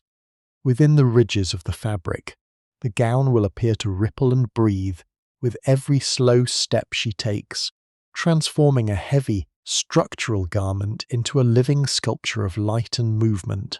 It is a calculated display of absolute grace, an aesthetic masterpiece that projects an aura of effortless majesty, while completely concealing the immense weight and rigidity of the internal frameworks beneath. 9. And yet, here in the quiet security of Le Grand Mogol, this grand courtly illusion is broken down into its simplest, most comforting elements. Nothing more than chalk, brass pins, and the patient, steady guidance of your hands.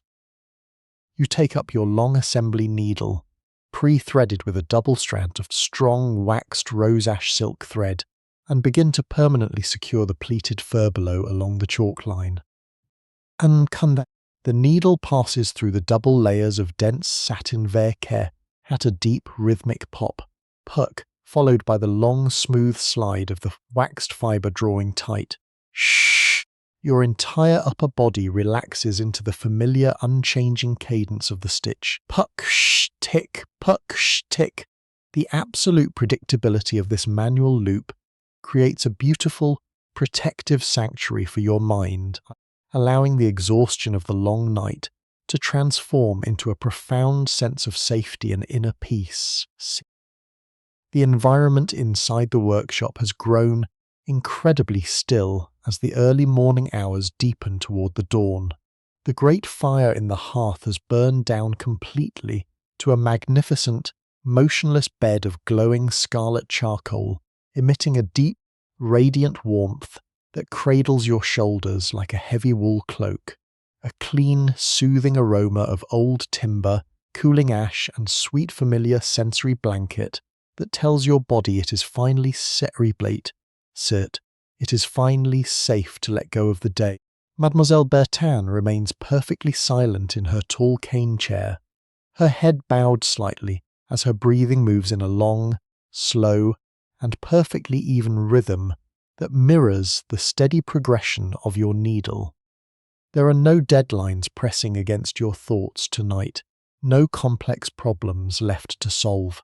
You are completely safe, completely protected, and entirely free to let your mind drift away along the soft winding waves of the rose ash silk, allowing each rhythmic stitch to carry you closer and closer to a deep, beautiful and completely peaceful sleep.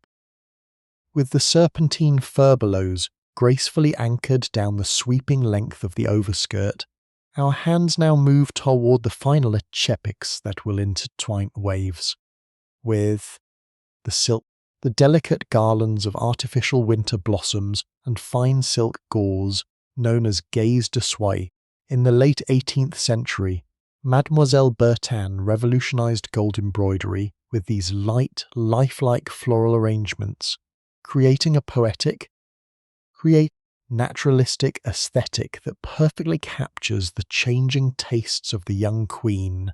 You reach into a deep drawer made of cedar wood, pulling out a shallow basket lined with white velvet. Inside are hundreds of miniature winter roses and jasmine blossoms, meticulously crafted by hand, satin craped silk velvet, and stiffened silk gauze. As you lift a small bundle of these blossoms, they make an incredibly fragile, paper-like rustle, a soft, dry whisper, shh, like autumn leaves brushing against a marble terrace. The texture is remarkably complex. The petals vary from the slick, cool gloss of the satin to the dense, fuzzy warmth of the cut velvet, holding the deep rose ash shade with a soft, matte intensity that absorbs the golden lamplight completely. To arrange these delicate blossoms into a continuous garland that will border the furbelows, you must manipulate their fine internal stems, made of ultra-thin iron wire wrapped in olive green silk thread. You reach for a pair of small curved iron pliers from your tool tray. The metal feels heavy, cool and smooth in your palm, providing a grounding weight that balances the near weightless quality of the silk flowers. You grasp the end of a wire stem, applying a slow, deliberate pressure with your fingers to curve the metal into a tiny, secure hook. The sound of the pliers gripping the wire is a quiet, metallic click, followed by the faint, raspy friction of the silk-wrapped stems sliding against one another. Twist, snap. You cut away the excess wire using the sharp inner blade of the pliers. Snip, click, snip. The clean, repetitive cadence of the workshop with the heavy silence of the workshop, with a soothing mechanical precision. Your hands move in an unhurried, automated cycle, preparing each blossom with absolute uniformity, ensuring that the garland will lie perfectly flat against the overskirt without a single sharp point that could snag the precious satin. You lay the completed floral garland along the winding chalk line of the furbelows, letting the silk roses nestle directly into the hollows of the satin waves.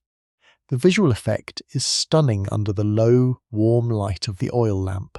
The soft, milky texture of the silk gauze petals breaks up the continuous lick sheen of the rose ash satin, creating a rich, layered depth that appears entirely organic.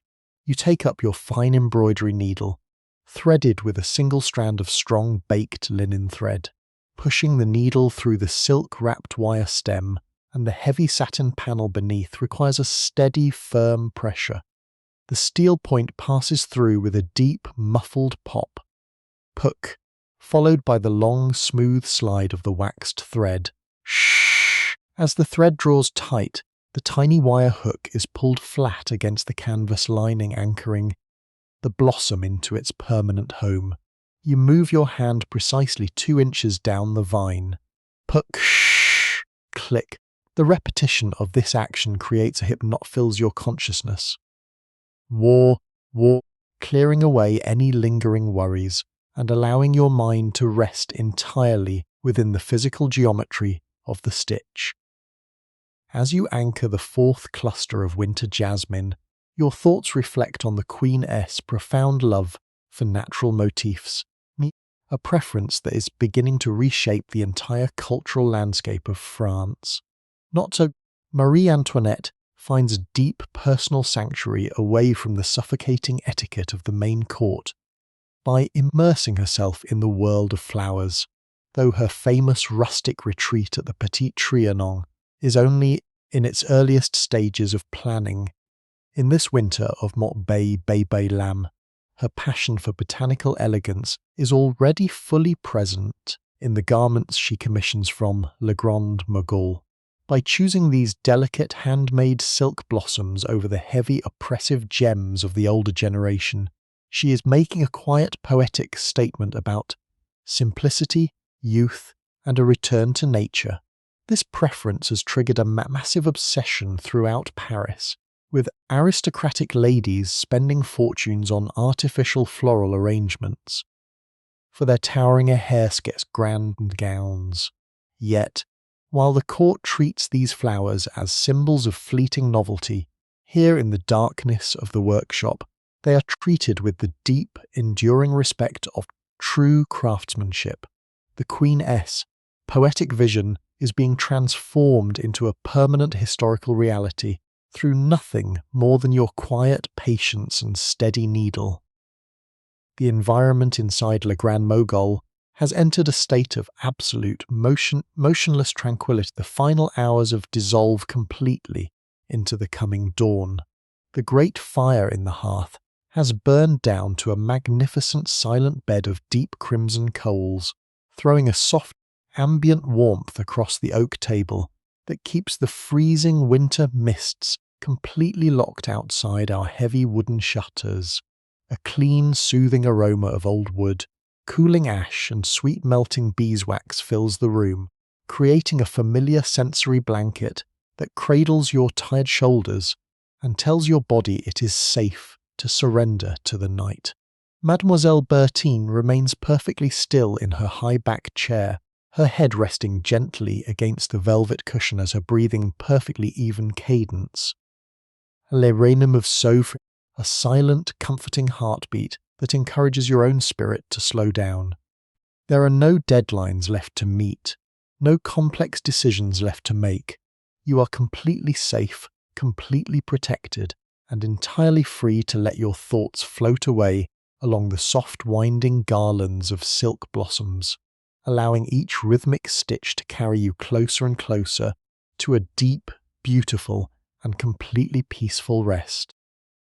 With the serpentine furbelows and delicate silk garlands now permanently floating across the expansive panels of the overskirt, we arrive at the most critical structural junction in the entire architecture of the robe à la française, the definitive union where the heavily boned, upright bodice meets the vast, liquid weight of the pleated skirt at the waistline. This structural seam, known among the master tailors of Paris as the jointure de la taille, must bear the immense physical strain of the entire lower garment, anchoring yards of heavy silk satin safely to the supportive framework of the torso. To prepare for this grand marriage of pieces, you slowly gather the massive bulk of the completed skirt, lifting its heavy, cascading folds from the lower edges of the oak workstation. The sheer volume of the fabric makes a deep resonant rumble as it shifts, a low, luxurious swoosh that echoes through the winter tide breaking against a stone sea wall. The rose ash satin feels remarkably dense and cooling against your tired forearms, its smooth surface slipping easily over the wood as you align the central axis of the skirt, waist with the absolute back center of the stiffened bodice lining. Bringing these two massive elements together requires the creation of the plis de hanche, the specialized hip pleats that dictate how the fabric will drape over the wide, flat contours of the internal panniers. Unlike the fluid, airy pleats of the ribbons, these structural folds are thick, consisting of 4 layers of heavy silk satin, 2 layers of starched canvas, 2 layers of starched canvas, and a thick lining of unbleached flax linen.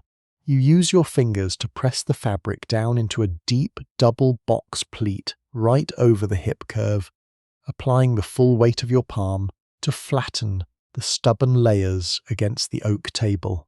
The sound of the compressed textiles is incredibly satisfying, a heavy, dry crunch crunch as the starch in the canvas and the tight weave of the silk slide against one another, accepting their permanent structural form. You reach for a set of oversized heavy steel assembly pins from a separate iron dish. These pins are nearly 3 inches long, forged by hand to pierce the thickest winter garments. With a slow, steady pressure from the palm of your hand, you force the first steel pin through the thick mountain of fabric. Tuck pop. The pin bites through the layers with a distinct structural resistance, its polished shaft glinting under the dim, low light of the oil lamp, before anchoring itself deep into the oak wood beneath. To sew this massive seam permanently, you must cast aside your fine embroidery needles and take up a heavy curved sailmaker's needle, a thick sliver of tempered steel with a triangular point designed to part heavy fibers without fracturing. You thread it with a 4-stranded length of coarse flax twine, running the heavy thread repeatedly through a block of golden beeswax until the fiber is completely smooth, stiff, and dark with the fragrant resin. You steady your wrists against the solid edge of the cutting table, taking a slow, deep breath to center your energy before plunging the heavy needle into the pinned waist seam. Pushing the steel through 7 layers of dense fabric requires a firm, unhurried strength. The needle passes through with a deep, muffled puck, followed by the heavy, raspy drag of the thick wax twine. Whish! As it cuts through the linen and canvas. When you pull the stitch taut, the heavy flax thread settles into the silk with a sharp, definitive snap, locking the bodice and the skirt together in an unyielding bond. You move your hand precisely 1/4 inch to the left, repeating the heavy cycle. Puck, whish, click. The mechanical predictability of this heavy work becomes deeply mesmerizing, a slow rhythmic pulse that completely absorbs your remaining awareness and allows your mind to rest within the simple, perfect physics of construction.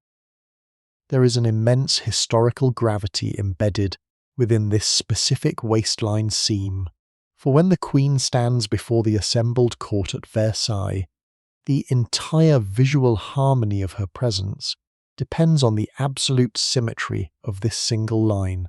If the hip pleats are misaligned by even the thickness of a single thread, the vast skirt will tilt to one side, causing the heavy train to pull unevenly across the marble floorboards and ruining the illusion of effortless, floating majesty.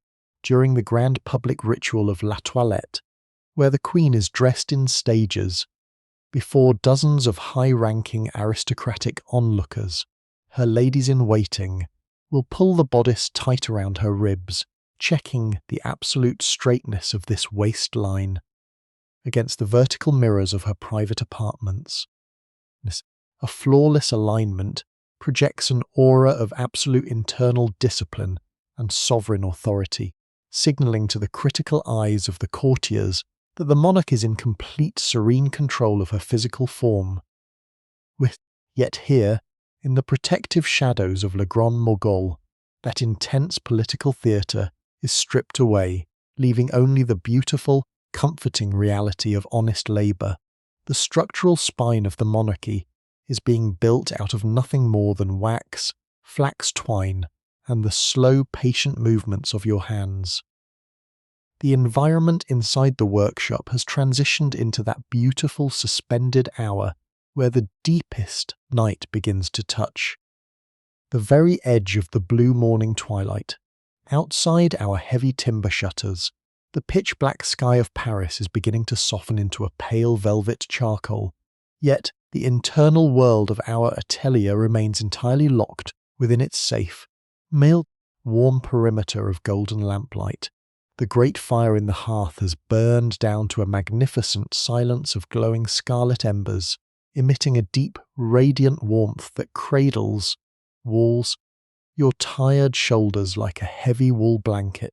A clean, comforting aroma of old wood, cooling ash and sweet melting beeswax fills the air, creating a familiar sensory sanctuary that tells your body it is finally safe to let go of the waking world. Mademoiselle Bertin rests peacefully in her high-backed cane chair, her head bowed as her breathing moves in a long, slow, and perfectly even cadence, a quiet metronome of safety that encourages your own heart to slow down. There are no deadlines left to worry about, no complex problems left to solve. You are completely safe, completely protected, and entirely free to let your thoughts float away along the heavy rhythmic paths of the waxed twine, allowing each slow stitch to carry you closer and closer to a deep, beautiful, and completely peaceful sleep. With the massive waistline seam now permanently locked into its structural foundation, the heavy bodice and skirt stand as a single magnificent entity. Stand as walls, not to add. Yet, before we can declare the structural architecture fully complete, we must address a deeply functional, hidden detail within the side folds of the skirt panels, the creation of the fentes de poche, or the strategic pocket slits. In the elaborate dressmaking traditions of the 18th century, court garments are not constructed with modern, built-in pockets sewn directly into the side seams. Instead, elegant ladies wear separate, independent pocket bags tied securely around their waists beneath the wide frame of the panniers. To allow access to these hidden pouches, the dressmaker must cut precise vertical openings directly through the heavy layers of the outer rose ash silk satin and the stiff canvas lining underneath.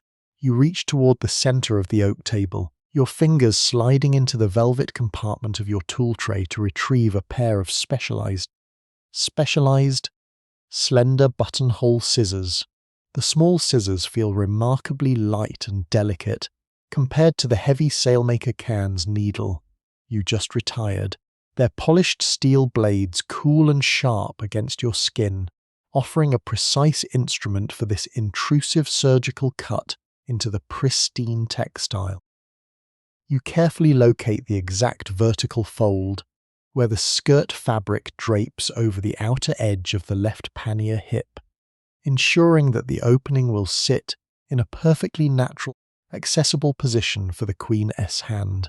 Your fingers smooth down the dense satin surface, feeling the thick, structural layers beneath, and verifying that the internal alignment is absolutely flawless. With a slow, deliberate movement, you open the blades of the small scissors, positioning the sharp lower point precisely on the rose ash fabric. The Bomini, taking a quiet, steady breath to anchor your hand, you apply a gentle, persistent squeeze to the handles.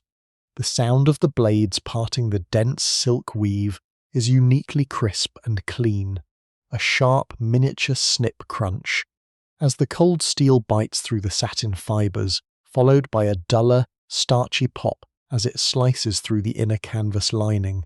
You guide the tool slowly downward for exactly 8 inches, creating a flawless, like a quiet morning ripple.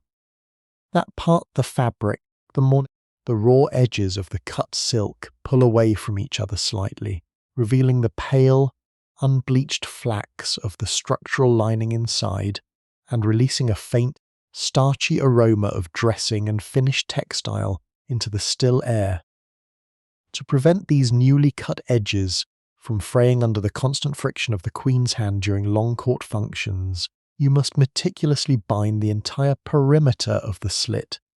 Using a narrow, specialized linen tape known as ruban de fil, you reach for a small wooden bobbin wound tightly with this strong unbleached tape, drawing out a length that matches the opening with an inch of excess at each end. The linen tape feels dry, ribbed, and incredibly sturdy between your fingertips, a purely utilitarian material designed for structural survival rather than public display. You fold the tape carefully over the raw, vulnerable edge of the rose ash silk, pinning it into place with tiny, short dressmaker S-pins that make a soft, rhythmic tick-tick-tick as they pass through the layers and tap against the oak wood below.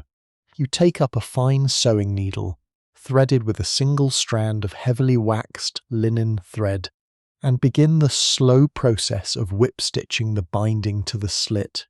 The needle passes through the bound edge with a clear miniature pop, puck, followed by the familiar, liquid whisper of the thread drawing tight. Shh! Your hand moves with an automated, unhurried grace, placing each tiny stitch exactly 2 millimeters apart. Puck, shh, click. The repetitive nature of this task acts as a peaceful lullaby, slowing your thoughts to match the calm manual pulse of the workshop. As your needle completes the turn at the base of the left pocket slit, your mind reflects on the private, intimate world of what a monarch carries within these hidden spaces, while the exterior of the robe à la française is a public monument of absolute power. The tie-on pockets beneath are a sanctuary for the Queen's private life. Within those hidden linen pouches, far from the prying eyes of the courtiers, Marie Antoinette will carry her most personal treasures, a small gold-mounted carnival glass-smelling bottle to combat the heavy vapours of the Versailles galleries, a miniature, ivory-bound notebook with a silver pencil to jot down private thoughts or poetic verses, a lace-trimmed handkerchief, scented with her signature distillation of rose and lavender, and perhaps the small iron key to her private drawers at the Petit Trianon. There is a beautiful, striking philosophy in this hidden architecture, a reminder that even the most scrutinized woman in the world requires a private, inaccessible space to hold her secrets, safely guarded beneath layers of magnificent canset, silk, and structural canvas. Your quiet labour tonight ensures that this small necessary comfort into her grand visual armour. The atmosphere inside Le Grand Mogol has reached a state of deep, motionless suspensions, as the blue morning or twilight begins to visibly trace the edges of our heavy timber shutters. The internal world of our workspace remains completely untouched, a safe haven of golden light and ancient peace. The great fire in the hearth has burned down to a magnificent, silent bed, emitting a stable, radiant warmth that wraps around your tired shoulders like a protective cloak. A clean, soothing aroma of old wood, cooling ash, and sweet melting beeswax fills the air, creating a familiar sensory sanctuary that tells your body it is finally safe to let go of the waking world. Mademoiselle Bertin rests quietly in the shadows, her eyes completely closed as her breathing moves in a long, slow, and perfectly even cadence, a silent metronome that encourages your own heart to settle into an even calmer state. There are no deadlines left to worry about, no complex problems left to solve. You are completely safe, completely protected, and entirely free to let your thoughts float away along the soft bound edges of the silk pocket slits, allowing each rhythmic stitch to carry you closer and closer to a deep, beautiful, and completely peaceful sleep. With the functional pocket slits fully bound and integrated into the deep side folds of the skirt, the grand physical architecture of the rose ash gowns stands complete. Every panel is aligned, every structural seam is reinforced, and every layer of luxury decoration is anchored firmly to its hidden canvas foundation. Now we enter the profoundly satisfying, meditative phase of the final workshop cleanup, the meticulous extraction of the temporary basting threads. Known to the dressmakers of Paris as the fils de Barty, for many hours these long coarse white linen threads have acted as the temporary scaffolding of our masterpiece, holding the fluid pleats of the satin and the stiff alignments of the canvas in place while our permanent stitches were laid down. Well, to begin liberating the gown from this hidden matrix, you reach into your wicker tool basket to retrieve a small hand-carved bone bodkin and a pair of delicate thread snips. The smooth, polished surface of the bone tool feels warm and incredibly soothing against your fingertips, a gentle organic implement that has been softened by years of lanolin and natural oils from the hands of artisans before you. You position yourself over the upper torso of the bodice, where the first white basting lines run like a pale railway across the smooth river of the rose-ash satin. You gently slide the blunt, tapered point of the bone bodkin beneath a loose loop of the white linen thread, lifting your hand with a slow, deliberate upward motion.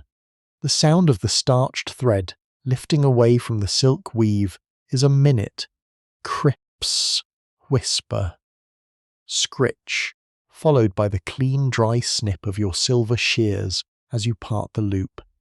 Holding the loose end of the thread between your thumb and index finger, you begin to draw it slowly out of the fabric. The friction through the tightly woven silk satin creates an incredibly distinct liquid murmur, a long rhythmic pull, pull. That sounds like a tiny stream of water moving through soft moss. The thread emerges fully from the silk, completely straight and stiffened by its time in the fabric, before settling quietly into a small of your oak table. At the corner of you move your hand an inch to the right, repeating the calm cycle, scritch, snip, pull. The mechanical repetition of this extraction process becomes a beautiful hypnotic exercise that completely slows the pulse of your thoughts. You guide your tools down the entire length of the front panel, moving systematically from the neckline to the waist, and then out across the wide curves of the hip pleats. Piece by piece, the long white lines vanish from the garment, revealing the true uninterrupted glory of Mademoiselle Bertin's design. With the temporary threads removed, the rose-ash silk satin seems to truly awaken under the golden lamplight, its smooth surface uncurling completely and allowing the deep smoky lavender and sunset blush undertones to flow into one another without a single restriction. You run your bare palm gently across the liberated satin, feeling the pure, liquid density of the textile. It is entirely free of pleatly flat and entirely free tension, a flawless field of luxury that catches the ambient firelight and turns it into a soft, burning aura across the table. Your ears are filled with nothing more than the continuous feather-light rustle of the silk sliding against the wood as you work, a peaceful acoustic blanket that cocoons the workspace in absolute serenity. There is a profound, quiet philosophy embedded within this final cleaning phase. In the grand narrative of history, the world will only ever see the finished perfection of the Queen's gown. The court at Versailles will marvel at the unyielding majesty of the silhouette, the flawless symmetry of the serpentine furbelows, and the shimmering constellations of seed pearls and gold filigree. They will never see the thousands of temporary white linen threads that held the dream together during the dark hours of the night. They will never know the names of the ordinary artisans who spent hours sliding those lines in and out of the silk. The scaffolding of history is always built in secret, destined to be discarded and forgotten, so that the final illusion of effortless royalty can exist.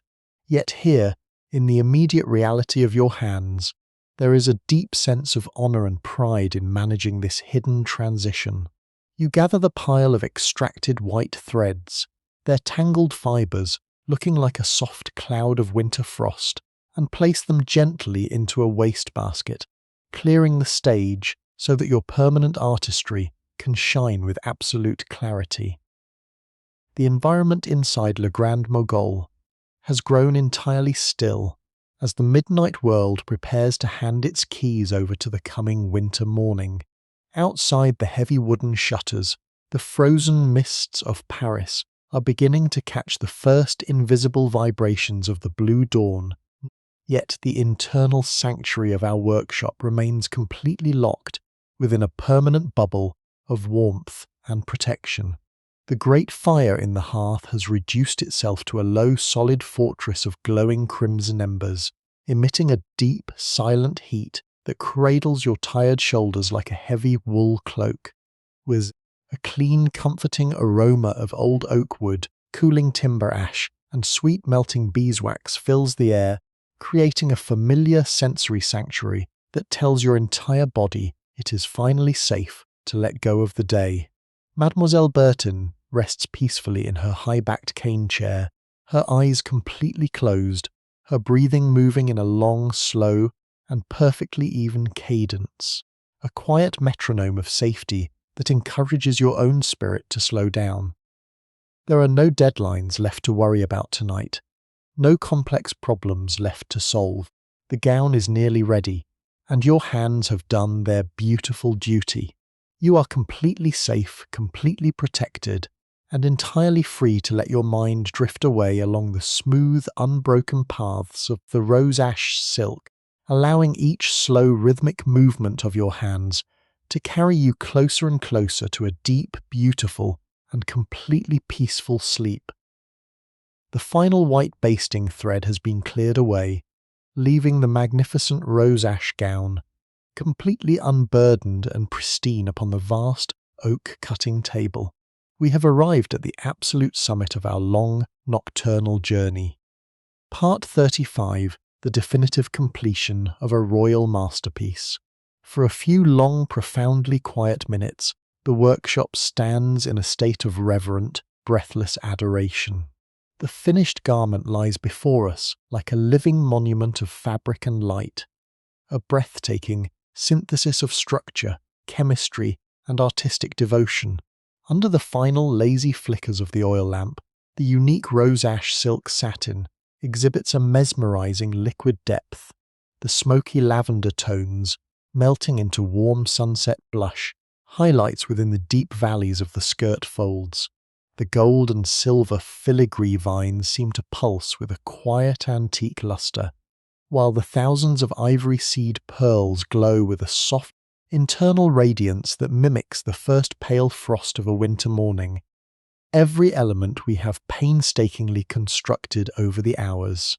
The rigid, supportive architecture of the stays, the towering vertical balance of the proportions, the cascading waterfalls of Brussels lace, and the winding, serpentine paths of the furbelows, has harmonized into a single flawless symphony of Hey Goher, court elegance.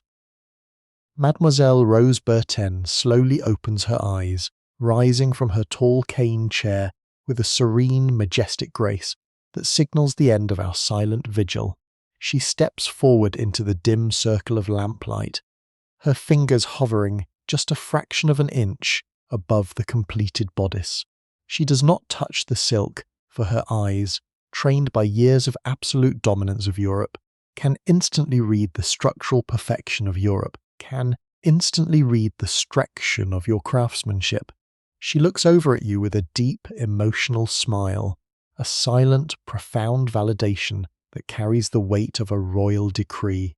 Together, with an automated, synchronized slowness, we prepare the gown for its final journey to the Palace of Versailles. We lift the massive garment from the table, handling the immense, fluid weight of the weighted train with the utmost reverence. As the satin slides across the smooth oak wood, it releases one final magnificent symphony of sound, a deep, heavy, and incredibly luxurious swoosh, a liquid rustle that fills the quiet workshop with a peaceful acoustic warmth, like a gentle summer tide retreating over an expanse of silk sand. To protect this fragile treasure during its carriage transit through the frozen morning streets, we must wrap it using large, crisp sheets of specialized blue-tinted, archival tissue paper known as papier de soie. You reach for a heavy bundle of this protective paper, resting on the lower shelf, lifting the sheets with a slow, deliberate movement. The tissue makes an incredibly clean, crackling whisper as you unfold it. A dry cuts through the sleepy stillness of the room with a crisp, refreshing clarity. We lay the blue paper carefully between every single fold of the rose ash skirt, placing soft flex crumpled cushions of tissue beneath the silver-bordered ribbon bows and around the fragile cascades of the Brussels lace engageantes. This delicate scaffolding ensures that the heavy metallic embroideries and sharp canatil springs can never rub against, snag, or stain the pristine satin surfaces during the journey. The sound of the paper compressing against the silk, a gentle manual sequence of slide, crinkle tuck, slide, crinkle tuck, that completely clears your mind of any remaining fatigue, leaving only a state of pure, unadulterated peace. With the gown safely cocooned within its protective paper matrix, we gently lower it into a grand, deep transport basket woven from split willow reeds and lined with quilted white silk that has been heavily scented with dried lavender blossoms. The folded masterpiece settles into the basket with a soft final nesting sound, a dull heavy thud swoosh that satisfies the ear and warms the heart with a profound sense of accomplishment. You take up the heavy wicker lid, lowering it over the basket until the woven edges meet. Creak thud. You secure the thick leather straps, pulling the brass buckles tight with a slow mechanical punctuation. Click, snap, click, snap. The masterpiece is sealed, safely protected from the harsh winter mists, entirely ready for the royal hands that await it at Versailles. The grand carriage from Le Grand Mogol will arrive at the front iron gates in just a few short hours, but our duty is fully done. The frantic, demanding world of the royal court, with all its intense political intrigues and visual battlegrounds, has been completely craftsmanship and mastered by the quiet craftsmanship of your hands. You slowly step away from the packed delivery basket, returning to your small wooden stool by the hearth. For the first time in many hours, your hands rest completely still in your lap, your fingers feeling soft, warm and light, completely liberated from the weight of the steel needles and the rough textures of the linen. You look toward the heavy timber shutters, watching as the blue morning twilight begins to softly illuminate the room, turning the dark shadows into a peaceful, cool slate grey. The great fire in the hearth has reduced itself to a final perfect of deep crimson embers and powdery white ash, emitting a stable, silent warmth that wraps around your tired body, like a protective wool blanket. A clean, comforting aroma of old oak wood, cooling timber ash, and sweet melting beeswax completely fills the sanctuary of the workshop, creating a familiar sensory blanket that cradles your spirit and signals that it is finally absolutely safe to let go of the waking world. Your eyelids grow unyieldingly heavy, dipping down to shut out the coming dawn. Your breathing matches the slow, lazy pulse of the dying ember, and this is a work of creative historical narrative, constructed solely for entertainment, relaxation, and educational purposes. While rooted in verified archives, certain scenes and atmospheres have been textually reimagined to provide an immersive auditory experience. This content was developed with the assistance of advanced AI tools and has been meticulously reviewed, verified, and edited by the editorial team at Whispers of Centuries. All rights reserved. Until next time, listen closely to the whispers of the past, because you never know what timeless wisdom might quietly find its way into your night.